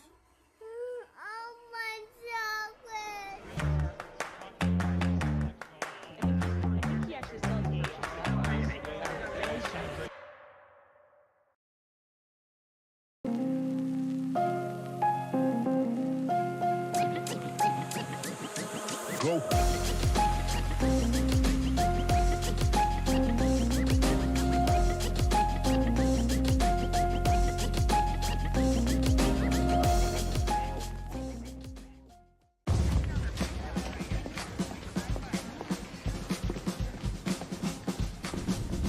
We got a little problem. As you know, our motto is, you need a professional bodyguard delivered to your door in less than half an hour, you got it, buddy. But without an app, ain't no bodyguard getting delivered nowhere. So, where are we with that? The app is almost ready. We just need 3 more days? We need it ASAP. Okay, team, what's the status on the app? We're good to go, except our login experience is a disaster. We need something to keep our users' data private. And to keep the hackers out. And it needs to work flawlessly because... Because I don't want to lose one single customer. I hear you, so let's use Auth0. Auth what now? Auth0, it's an identity platform. Fast, easy logins, just what the boss wants. Can we make our own authentication service? Come on, the ultimate keymaster, you know we don't have that kind of time. We need to confirm identities with passwords, fingerprint scans, whatever the users like to use. Auth0 can do that. Yeah, but it needs to be secure. We can't have our app compromised by breaches. Not a problem. And it needs to scale if we get hit with a ton of traffic. And if it stalls or freezes up, I will get fired. We can do this.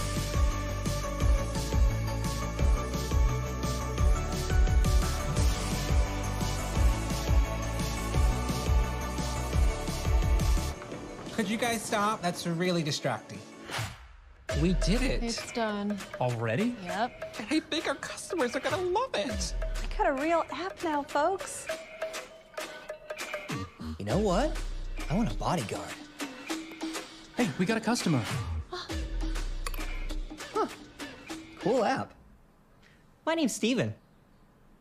What's up, Steven? We can do this.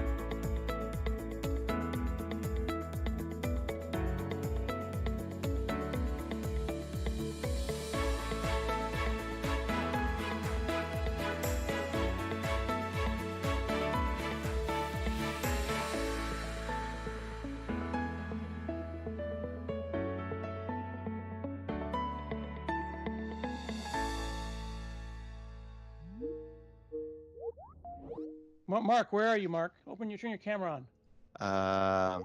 Okay, you can see me. Yeah, yeah, we can see you.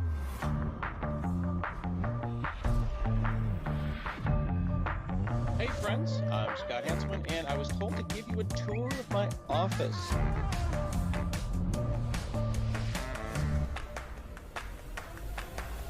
This is Nerds Nerding. What we're doing is we're talking to people all over the world because we're stuck in our houses.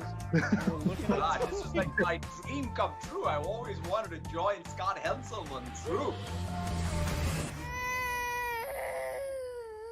What do you want?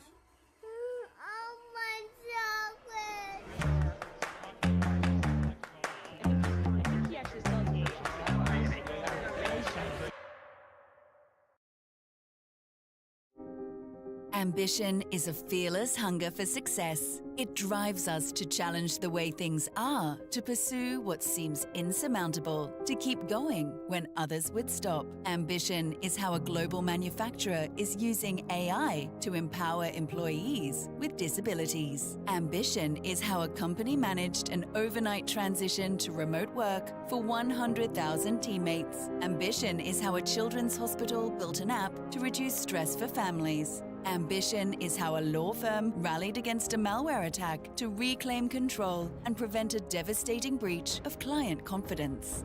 At Insight, we know the power of ambition. We've grown from a small technology provider founded by two young brothers to a Fortune 500 company offering IT services and solutions for all. For more than 30 years, people have trusted us to turn ambitious projects into meaningful outcomes. What will your ambitious story be? Now is the time to do big things together. Now is the time to be ambitious.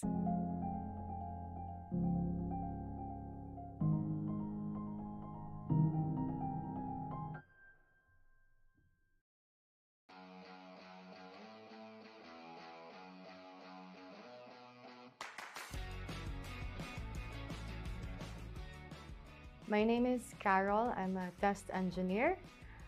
My call sign is Special K. You might be familiar with it. You see it in cereal boxes. It's my call sign because I like eating. I eat a lot. When people see me, they always see me eating, and they always ask me, Carol, why are you eating? And I think that just when they see the cereal box, they say, okay, that's Carol.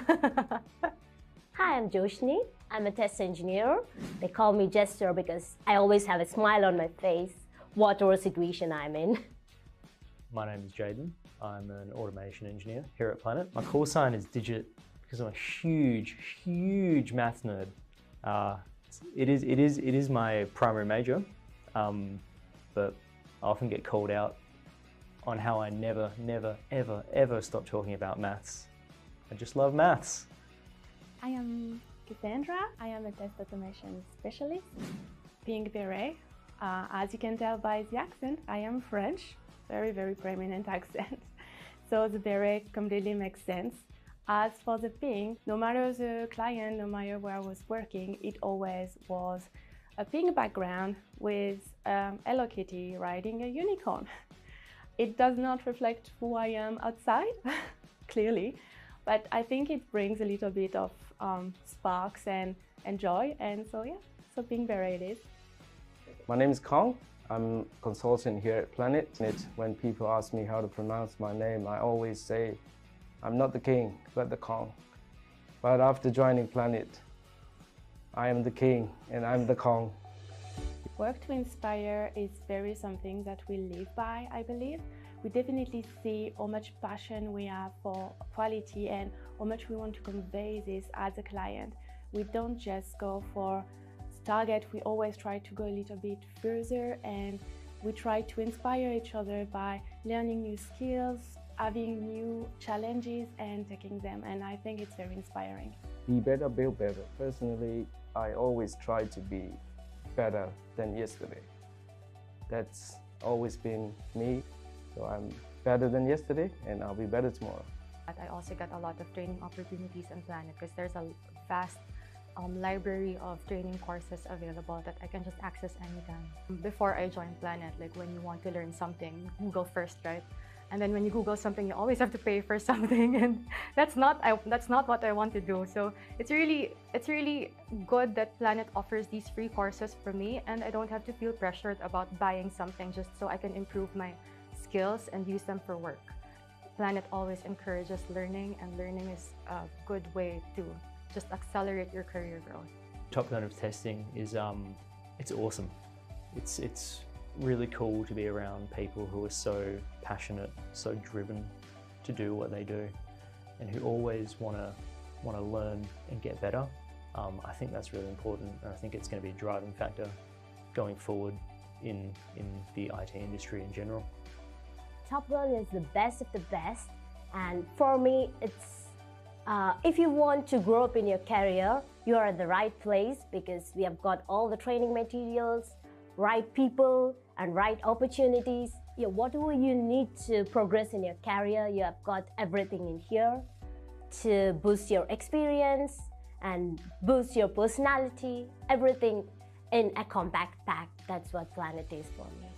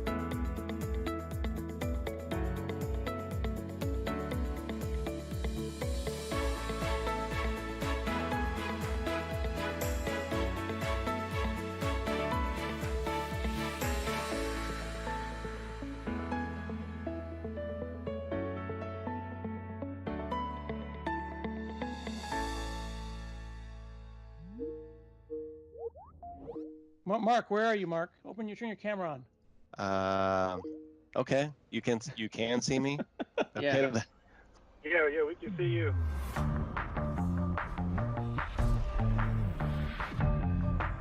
Hey friends, I'm Scott Hanselman, and I was told to give you a tour of my office.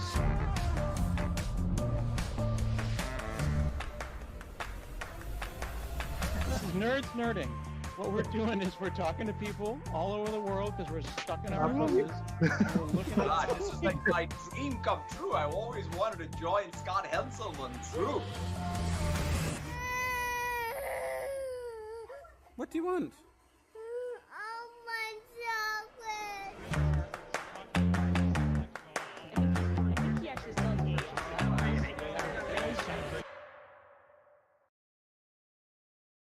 Tell me the best thing that's happened while I was gone. I made sure Dad ate healthy like you said. He even tried the broccoli. Eat it. Then I helped him make his work much better. And we found the perfect outfit to wear to my party. But I really needed to wind down before bed, so I turned my hand into a starfish. My best thing is you being back.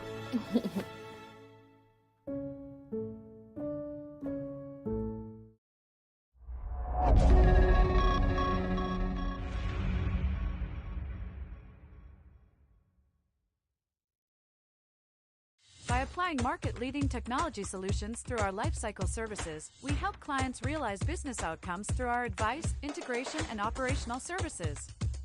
MOQ Digital helps clients to fully understand their IT needs, adopt the right solution, and provide ongoing support to maximize their investment.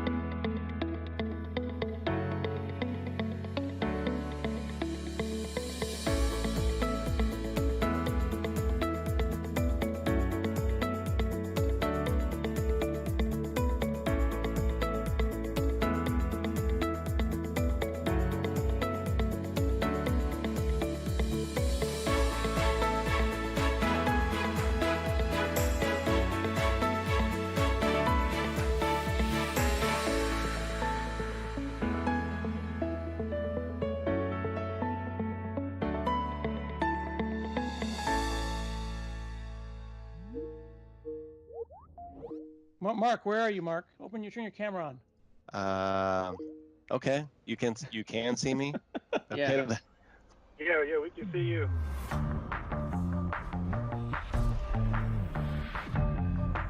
Hey friends, I'm Scott Hanselman, and I was told to give you a tour of my office.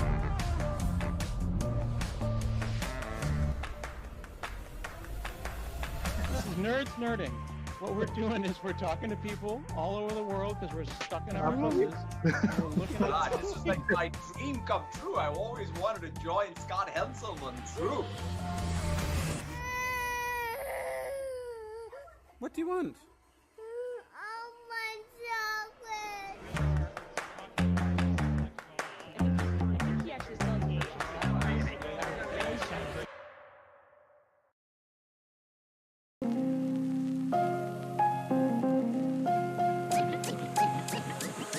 Go.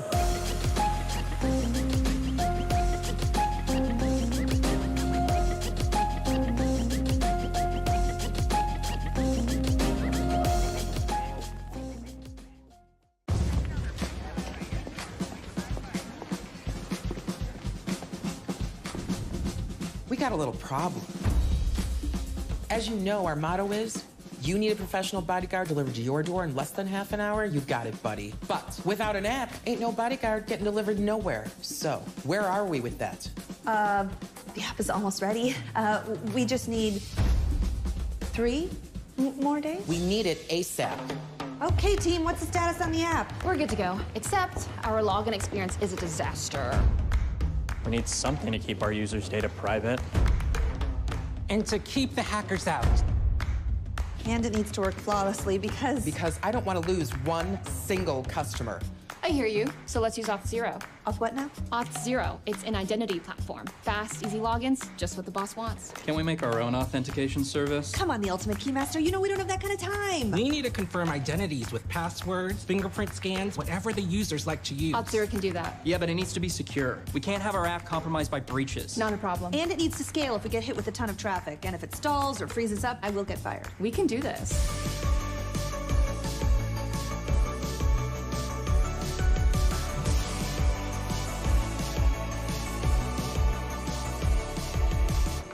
Could you guys stop? That's really distracting. We did it. It's done. Already? Yep. And I think our customers are gonna love it. I got a real app now, folks. You know what? I want a bodyguard. Hey, we got a customer. Cool app. My name's Steven. What's up, Steven? We can do this.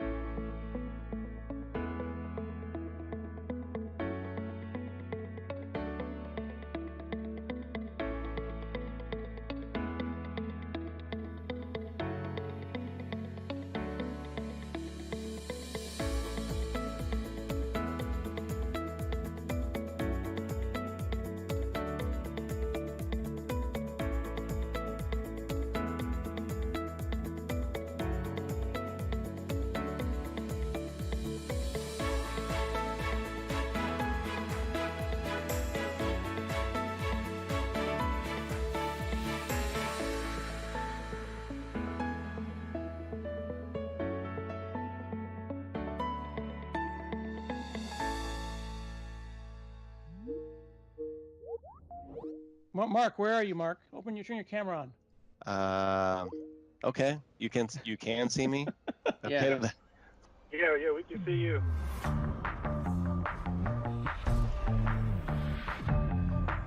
Hey friends, I'm Scott Hanselman, and I was told to give you a tour of my office.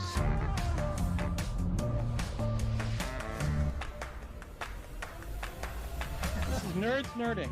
What we're doing is we're talking to people all over the world because we're stuck in our houses. We're looking at God, this is like my dream come true. I've always wanted to join Scott Hanselman's group. What do you want?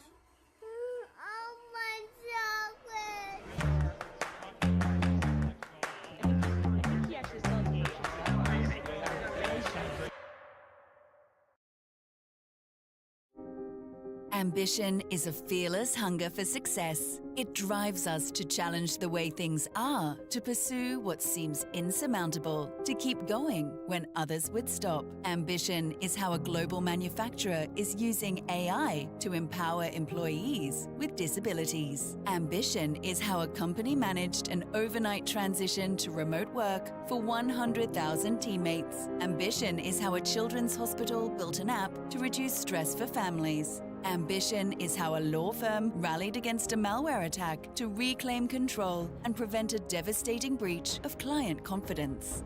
At Insight, we know the power of ambition. We've grown from a small technology provider founded by two young brothers to a Fortune 500 company offering IT services and solutions for all. For more than 30 years, people have trusted us to turn ambitious projects into meaningful outcomes. What will your ambitious story be? Now is the time to do big things together. Now is the time to be ambitious.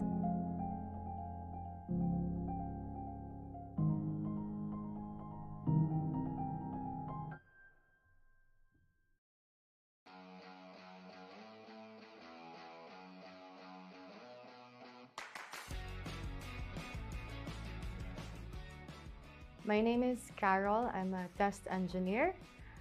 My call sign is Special K. You might be familiar with it. You see it in cereal boxes. It's my call sign because I like eating. I eat a lot. When people see me, they always see me eating, and they always ask me, Carol, why are you eating? And I think that just when they see the cereal box, they say, okay, that's Carol.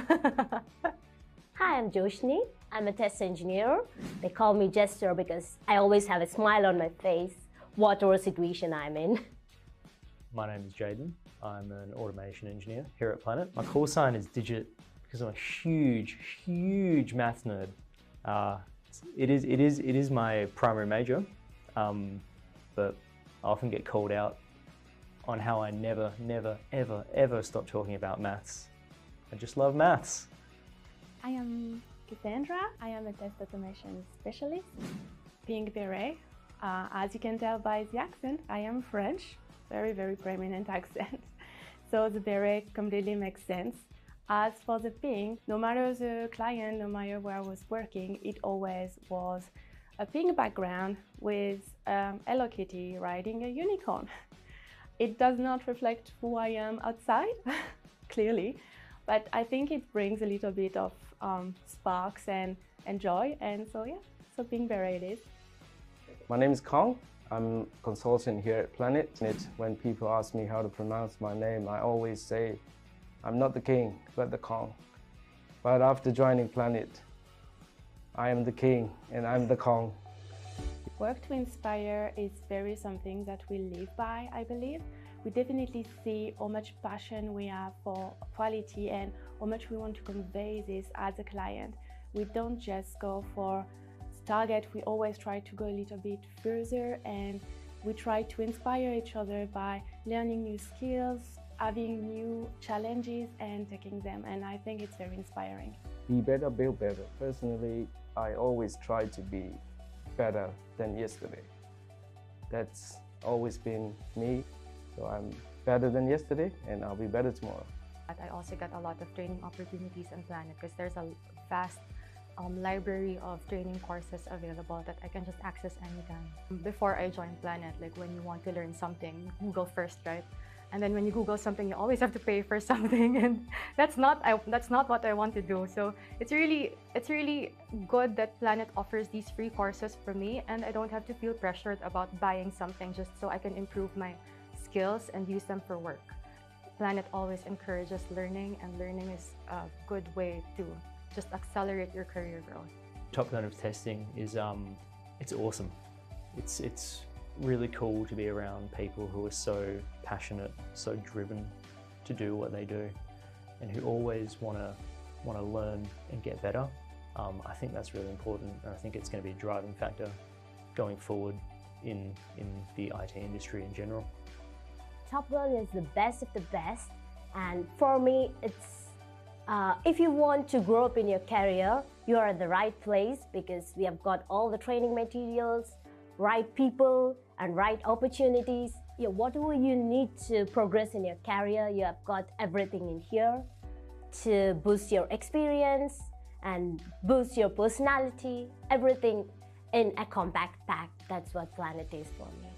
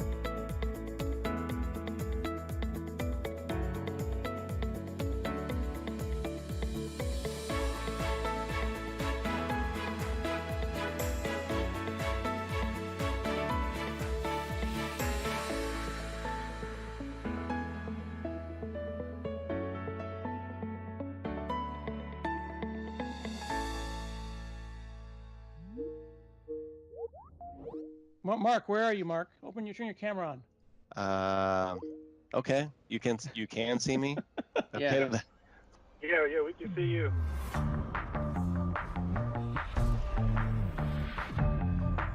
Hey friends, I'm Scott Hanselman, and I was told to give you a tour of my office.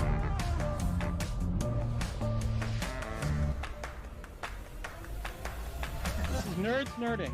What we're doing is we're talking to people all over the world because we're stuck in our houses. We're looking at This is like my dream come true. I always wanted to join Scott Hanselman's group. What do you want?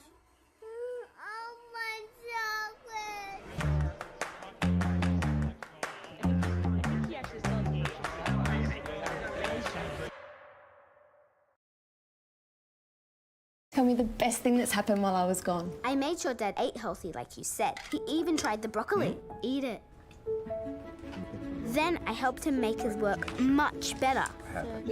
And we found the perfect outfit to wear to my party. But I really needed to wind down before bed, so I turned my hand into a starfish. My best thing is you being back.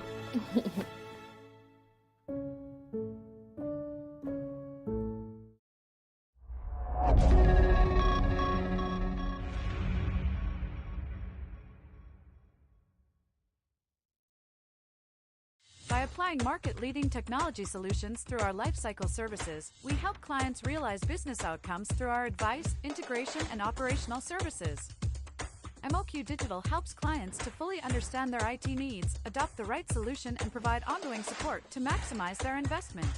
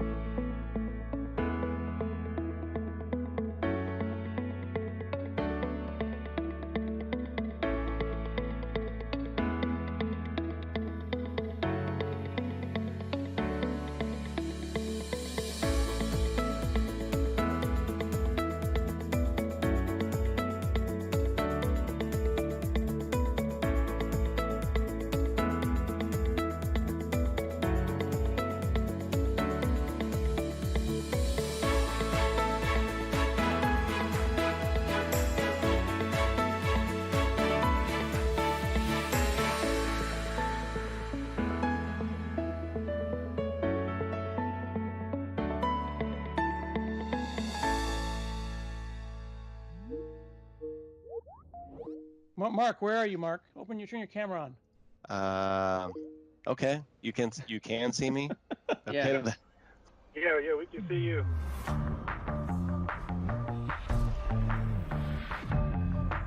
Hey friends, I'm Scott Hanselman, and I was told to give you a tour of my office.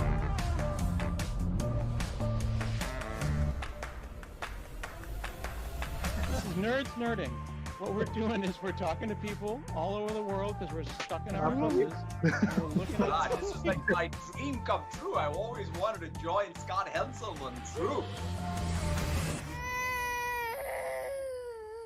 What do you want?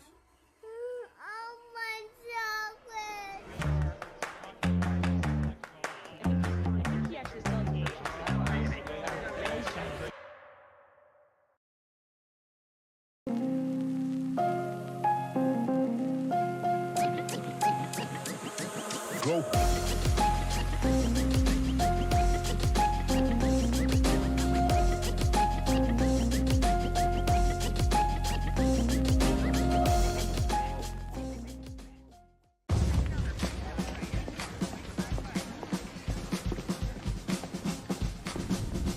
We got a little problem. As you know, our motto is, you need a professional bodyguard delivered to your door in less than half an hour, you got it, buddy. But without an app, ain't no bodyguard getting delivered nowhere. So, where are we with that? The app is almost ready.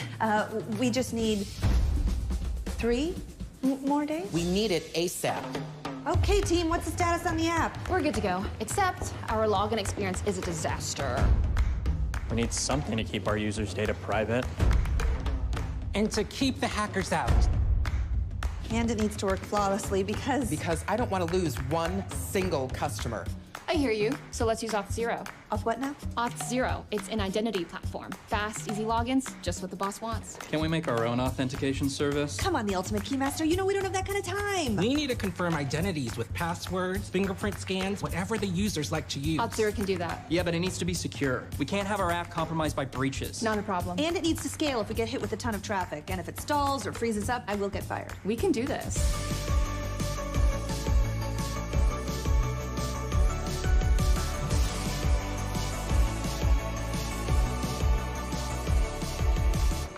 Could you guys stop? That's really distracting.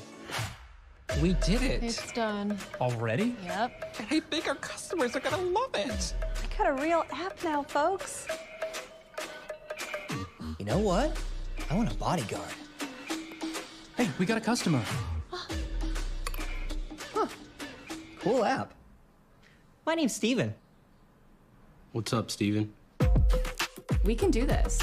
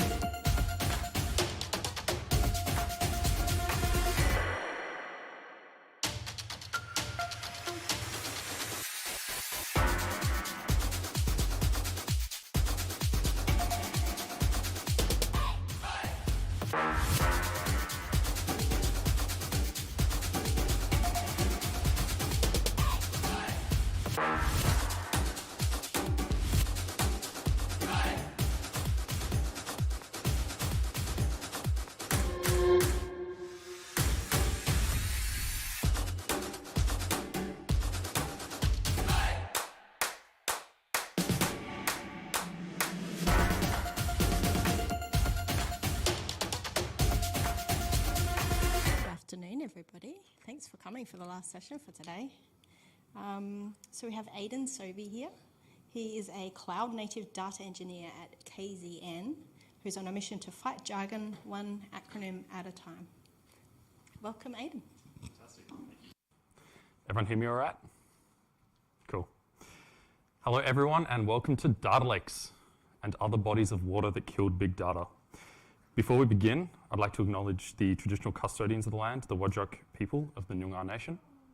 I'd also like to say a big thank you to all of the sponsors today, as well as the DDD volunteers. They've put a massive effort in, and it's made today flow very smoothly, so thank you. Now, today I'm going to take you through the death of big data and then dive into the technology that has pushed it out of the spotlight. Spoiler alert, it's data lakes. Then we're going to dive into what data lakes actually do, and following that, I'll explain a few other water analogies in the data area. So, my name is Aidan, as you've just been told, and I'm a senior developer with KZN. KZN is a cloud consultancy that specializes in serverless technology and data engineering. We have and continue to build data lakes for a range of clients. And let's get started. So, to kick off this story of how big data went from buzzword number one to a thing of the past, I'm going to rewind to the beginning of time, and that was the mid-1980s. In a simpler time, we had data. Data was stored in data warehouses. We used SQL to extract value from that data in the form of reporting. And that was it. Very simple. They like it, so. Now, as we move forward to roughly 2011, we get into the age of big data. Let's define big data before we move forward. Big data refers to data sets that are too large or complex to deal with using traditional methods. Traditional methods largely being data warehouses. Now, what caused the rise of big data? Lots of things, but a major one was social media companies realizing how much money they can make from pushing us personalized ads. Other areas of technology started to pick up, like IoT. If you look at things like cars 20 years ago, they were purely mechanical devices. If you were lucky, they had electric windows. But now we have companies like Tesla or Waymo where your cars are streaming vast volumes of data up. Did I lose my sound? No? Okay. We're streaming vast volumes of data up into the cloud from almost every appliance across the globe. To give some idea of scale, in 2010, roughly 1.2 trillion gigabytes of data was generated by the human race. In 2021, that number was 18 trillion gigabytes. We are on an exponential curve of data growth, and the scale of our data sets is more important now than it ever has been. The problem? There was a few, including structure, which we'll talk about later, but the key point I'm going to focus on here is the pure volume. Traditional methods like data warehouses just could not scale or ingest data fast enough to keep up with the demand, and hence, big data. Volumes of information too large to be dealt with using traditional methods. So what happened to this huge problem that we saw on every news channel and every magazine cover? To give you an anticlimactic answer, the problem got solved.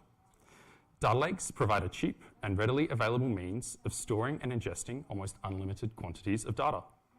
That's it. Data engineers can sleep at night, and everyone lived happily ever after. Except it wasn't quite that simple. Data lakes solved a lot of the problems of big data, but in a classic tech fashion, replaced those problems with newer challenges. But before we dig into that, I'm hoping at this stage you have one very simple question bouncing around inside your head. What is a data lake, and how did it solve these problems? Well, I'm glad you asked, because someone had to. To start understanding data lakes, we're going to need to look at data warehouses that we talked about earlier. Now, data warehouses were the core of business intelligence for the last 30-something years. For those that are new, a data warehouse is a data management system designed to enable business intelligence activities. That basically means we have data and we want to get value out of it. We can break this down a little bit by looking at our key components. We have a data warehouse, which has a database or a variety of databases within it. We have ETLs, that's the extraction, transformation, and loading of data between different sources. And then the system is set up in a way that allows integrations with external services, whether it's an ERP system like SAP or Oracle, or a CRM like Salesforce, through to analytics like Power BI or Tableau. Now, the important thing to understand about data warehouses is that they store data in databases, and databases only accept structured data. Hence, a data warehouse can only store structured data. But what is structured data? Now, data can be structured or unstructured, and this is one of the keys to understanding data lakes and the role they play in superseding data warehouses in the race to accommodate vast quantities of data. Let's start by looking at one of the most common types of unstructured data, a CSV. Now, Maybe the CSV came from a script reading an API, maybe it was an export from some third-party system. As you can see, we have data, but we know very little information about this data. What are the data types? Is that an integer or a decimal? Is it signed or unsigned? Is this field allowed to be null, or should it have a default value when it's empty? Is there a primary key, or is there a composite number of columns that should uniquely identify a row? All of these questions are vitally important for us to actually utilize our data, but they cannot be answered without structure. This file, for example, could not be loaded into a data warehouse unless we knew what the structure was. So what does structure look like? I'm going to throw another very common term around that everyone has heard, but a lot of people don't really understand, and that's metadata. Metadata is information about data. In our CSV example, metadata could be an information file that provides answers to our questions, data types, unique constraints, null handling. Now there's another common type of metadata involved with data lakes, and that's governance data. When we have hundreds or thousands of source systems feeding into one big data platform, it's very important for us to know where that data came from, who's responsible for it, how often it's refreshed, what the quality is. There's lots of questions. But for the sake of this speech, we're going to focus on the first type, which is the actual structure of our data. We can see, this string has a maximum length of 255. We can see that this field is nullable. This is the structure to our data. So, what's very important to understand is that when we have unstructured data and the metadata that corresponds to it, we can combine those two things to produce structured data, okay? So, to solidify our metadata learnings, metadata is information about data.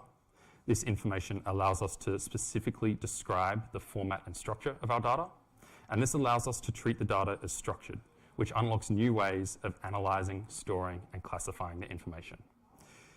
Now this is great, but it feels like I'm off on a tangent. So why do we care about structure? We care because of the definition of a data lake, a centralized store for structured and unstructured data at any scale. The first big difference between a data lake and a data warehouse is that data lakes accept any kind of data, whereas warehouses only accept structure. A good analogy is there's two toddlers in a playground. One of them is the picky kid that only eats foods that are a certain color, and then you have the one in the sandbox eating handfuls of sand. It's not bothering anyone, but he doesn't care. He'll take anything in, and that's what a data lake is. Now, in real-life business systems, the majority of our inputs are usually unstructured. Exports from APIs, data dumps from external systems, and manually entered information is normally unstructured. But as businesses want to make data-driven decisions, we need all of this information to be stored in a structured way. This is so we can accurately query it for business intelligence and analysis. And that's what a data lake does. It provides a single body for storing structured and unstructured data, as well as defining automated processes for adding structure to that data. Let's dig into it a little bit more. Everyone loves AWS architecture diagrams, so I threw one in. So, let's walk through it step by step. First, on the left, we have a range of data sources. Some of these are unstructured, some are structured. Again, that's the key difference between a data warehouse and a data lake. All inputs are accepted. Next, you'll notice there are two zones, an unstructured zone and a structured zone. It's very important we have both of these so that we can accept unstructured or structured data in from outside systems. It's also very important because as we move data through a data lake, generally we have a range of zones. And as we move through those zones, our data becomes more structured and has a higher quality to it. That's why we've got the structured zone to the right of the unstructured zone. You can see between the two zones, we have a glue job. This is AWS speak for an ETL. That's the extract, transform, and load we talked about earlier. Now this glue job takes unstructured data and it applies metadata to add structure to it and move it into the structured zone. It's worth noting that you can't just throw a random CSV in and expect the metadata to somehow be known. For every source that you ingest from, you need to have the metadata for that data set. Once that data is sitting safe and structured, it can be brought into the structured zone. What I have here is a data warehouse and an S3 bucket. But what's important to understand is that a data lake does not prescribe the tooling that we use, okay? You can have a data lake without a data warehouse, or you can have one with one. What matters is that you have a store for that structured data. You can also see that we have a variety of business integrations, like SageMaker, that applies artificial intelligence or predictive analysis over the data, Power BI for visualization and encoding. Again, these are not prescribed tools. These are commonly used ones, but what really matters in a data lake is that you allow for the integration of external services that provide this kind of value. Now, data lakes also give us the opportunity to tap into a buzzword that executives go crazy for, and that's real time. Gives me shivers just saying it. What is real time? Basically, it means there's a very small turnaround between an event occurring and that data being presented to the end user. That's it. Any modern data lake will provide tooling that allows you to stream high volumes of data in real time, and the AWS solution I'm showing you here is a Kinesis stream. These streams go into a data store, and then we have an external tool like Grafana that reads it at very small time intervals. Again, just one component inside the ecosystem of a data lake. Now, this is why data lakes solve the big data problem for everyday companies. The cost efficiency and scalability of the modern cloud allows us to store enormous volumes of unstructured and structured data without any real specialist input. We don't need big data PhDs to set up Hadoop clusters, and you rarely even need database administrators because all of your instances are running in managed services. That might be controversial. The problem of scaling is gone. So big data sets aren't scary anymore. I'm sure other big, scary problems didn't just take their place. Except they did. Common side effects of data lake usage include, but are not limited to, data governance issues, performance complaints, and massive scope creep. When you have thousands of data sets coming from hundreds of sources being transformed left, right, and center, it gets very messy understanding who's responsible for what data sets and what they get used for, if at all. Next, a 16 petabyte Redshift cluster is going to be slower to query than a 500 megabyte local MS Access file. That's the reality, but end users don't care about your excuses. And with scale comes slow. And now the big one is that now that we have all this amazing and readily accessible data, we need to do more with it than just run reports. Data lakes represent a big step forward in enabling machine learning as well as predictive analysis and automated decision making. Because solving a problem isn't enough, once we can do something, we have to figure out how to get the most value out of it. And suddenly our problem of there's too much data to store becomes a problem of how do we get the most out of all this data that we have. Anyway, this slide is not here for solutions, only pessimism. And now that we understand what a data lake is and how it killed big data, we can move on to the next item, which is other bodies of water. Now it's worth noting while I'm here that this speech to some extent is an opinion piece. There is no standard body that defines exactly what a data lake or a data pond or a data puddle is. They're just kind of terms that people have come up with, and every company uses them in a slightly different way. But for some reason, a lot of next generation data infrastructure follows water naming. So let's start with the biggest and the most difficult to understand, the data swamp. Simply put, a data swamp is a bad data lake. Data swamps come around when we have poor data quality or poor data governance. They're bad, don't do them. Any questions? No, good. Okay, next we're moving down the scale. A data puddle is a single-purpose data lake used by a specialist team for a very specific reason. It is often used as companies migrate into the cloud and want to dip their toes and test things out for one specific use case before they try to scale up and move their whole business over. You can see this in my extravagant diagram, where a collection of happy synergistic teams make use of a data lake, whereas one sad, lonely, solitary team makes use of their sad, lonely data puddle. We don't see these too wildly often, and if I'm honest, I'd never heard of this term before I started researching for this speech. But these are generally used as a proof of concept or by a rogue team that is sick of their company's data architecture. That said, wow, that really resonated. All right. That said, they provide an important role in our next body of water, the data pond. This can be described as a collection of small, isolated data systems, and you might have a dozen different teams who each have their own data puddle on shared infrastructure.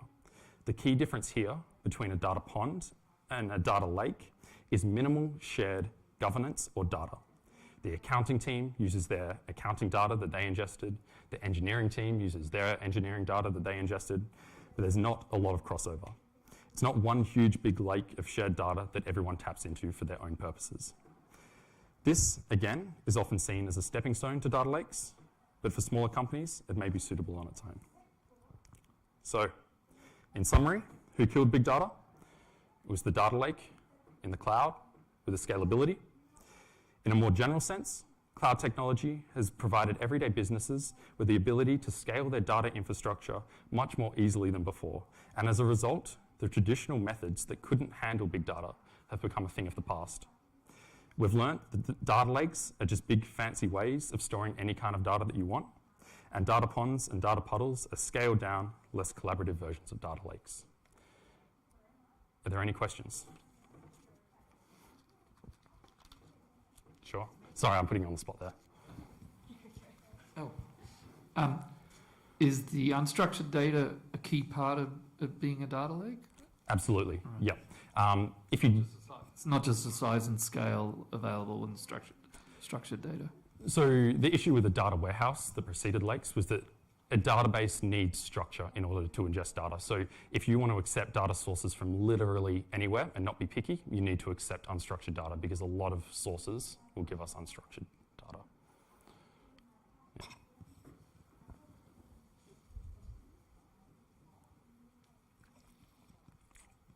I was just going to ask, have you heard of the so-called lake house, and do you have an opinion? Yes. So Lakehouse is commonly sold through Databricks as one of their products. My understanding of it is it's very good for an organization that wants a data lake but doesn't have a lot of data engineering capability themselves. So it's, you're laughing, you work for Databricks or something? It's a way of tying in machine learning and artificial intelligence and data governance all into a data lake. It's a bit of an expansion of a data lake, and it's a bit of a managed product. Cool. All the way down the other end, I saw you walk to the back just so I could ask that question. And what are your thoughts on data mesh? New term to me. Yep, I'll be honest. All right, I'll leave it there. What are your thoughts? Well, I think it's a way of solving some of the problems that are going to come with data lakes and data warehouses and rebuilding that monolith of data. But I was just wondering, I won't go into detail. Sure, yeah, your presentation. I'll look it up after this, yeah.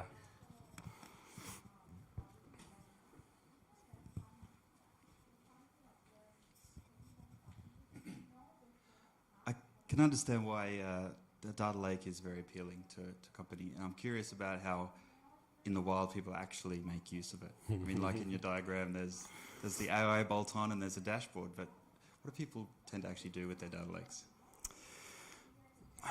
A lot of reporting. Generally, from what I found, companies will have segregated data silos, and part of their technical revolution, whatever, is to move to a data lake and start to bring all of that data into one place. I think that has some very real benefits in that previously, opposite or different teams would have a lot of trouble accessing the data of other teams, and there's a complete nightmare of managing, 100 different database clusters and everyone having their own way. There's very little governance in those. So what I see happening is generally just consolidating all of that into one platform that everyone can use. It does generate a lot of work for them because suddenly data governance becomes a must instead of a could. But largely what I see it used for is dashboards and reporting. Makes sense, thanks. Cool. I think we maybe have time for one more quick question. Yeah? What about security? So if you have everyone accessing this data lake, how do you keep secure data from people who shouldn't see it? Sure. Personally, we work within AWS, so my answer will be a bit constrained there. But as with any other system, you have to secure access in some way. There's good ways and bad ways of doing that.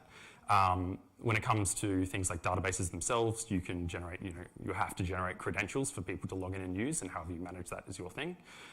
For the unstructured stores or S3 buckets and things like that, we always recommend that SSO is used to authenticate, and that way you can control that only people in your Active Directory domain are able to access that data. But it is a very broad question in that every company is going to handle that a slightly different way. Yep. Cool. Awesome. Thank you so much, Aidan. Cool. Thank you. Yes.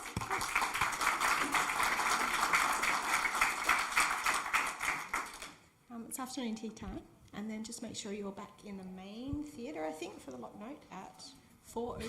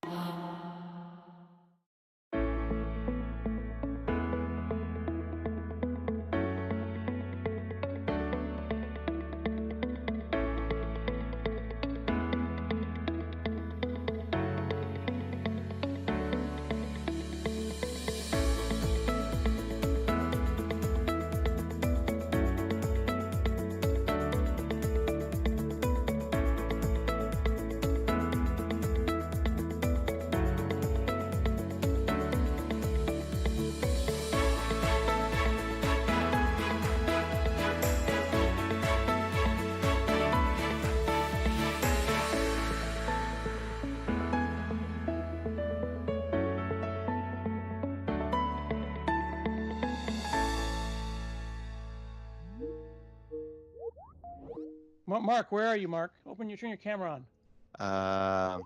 Okay. You can see me? Okay. Yeah, we can see you.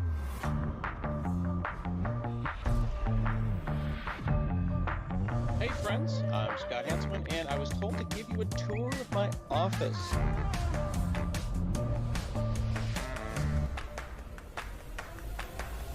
This is Nerds Nerding. What we're doing is we're talking to people all over the world because we're stuck in our offices. We're looking at God, this is like my dream come true. I've always wanted to join Scott Hanselman's group. What do you want?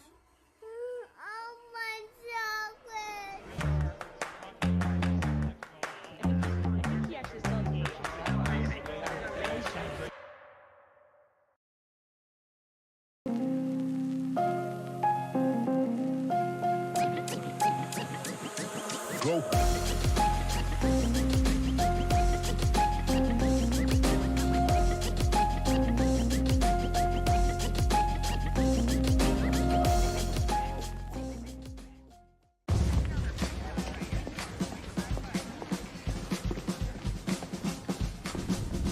We got a little problem. As you know, our motto is, You need a professional bodyguard delivered to your door in less than half an hour? You got it, buddy. But without an app, ain't no bodyguard getting delivered nowhere. So, where are we with that? The app is almost ready. We just need 3 more days? We need it ASAP.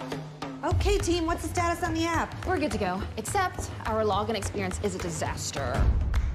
We need something to keep our users' data private. And to keep the hackers out. And it needs to work flawlessly because... Because I don't want to lose one single customer. I hear you, so let's use Auth0. Auth what now? Auth0, it's an identity platform. Fast, easy logins, just what the boss wants. Can we make our own authentication service? Come on, the Ultimate Keymaster, you know we don't have that kind of time. We need to confirm identities with passwords, fingerprint scans, whatever the users like to use. Auth0 can do that. Yeah, but it needs to be secure. We can't have our app compromised by breaches. Not a problem. And it needs to scale if we get hit with a ton of traffic. And if it stalls or freezes up, I will get fired. We can do this.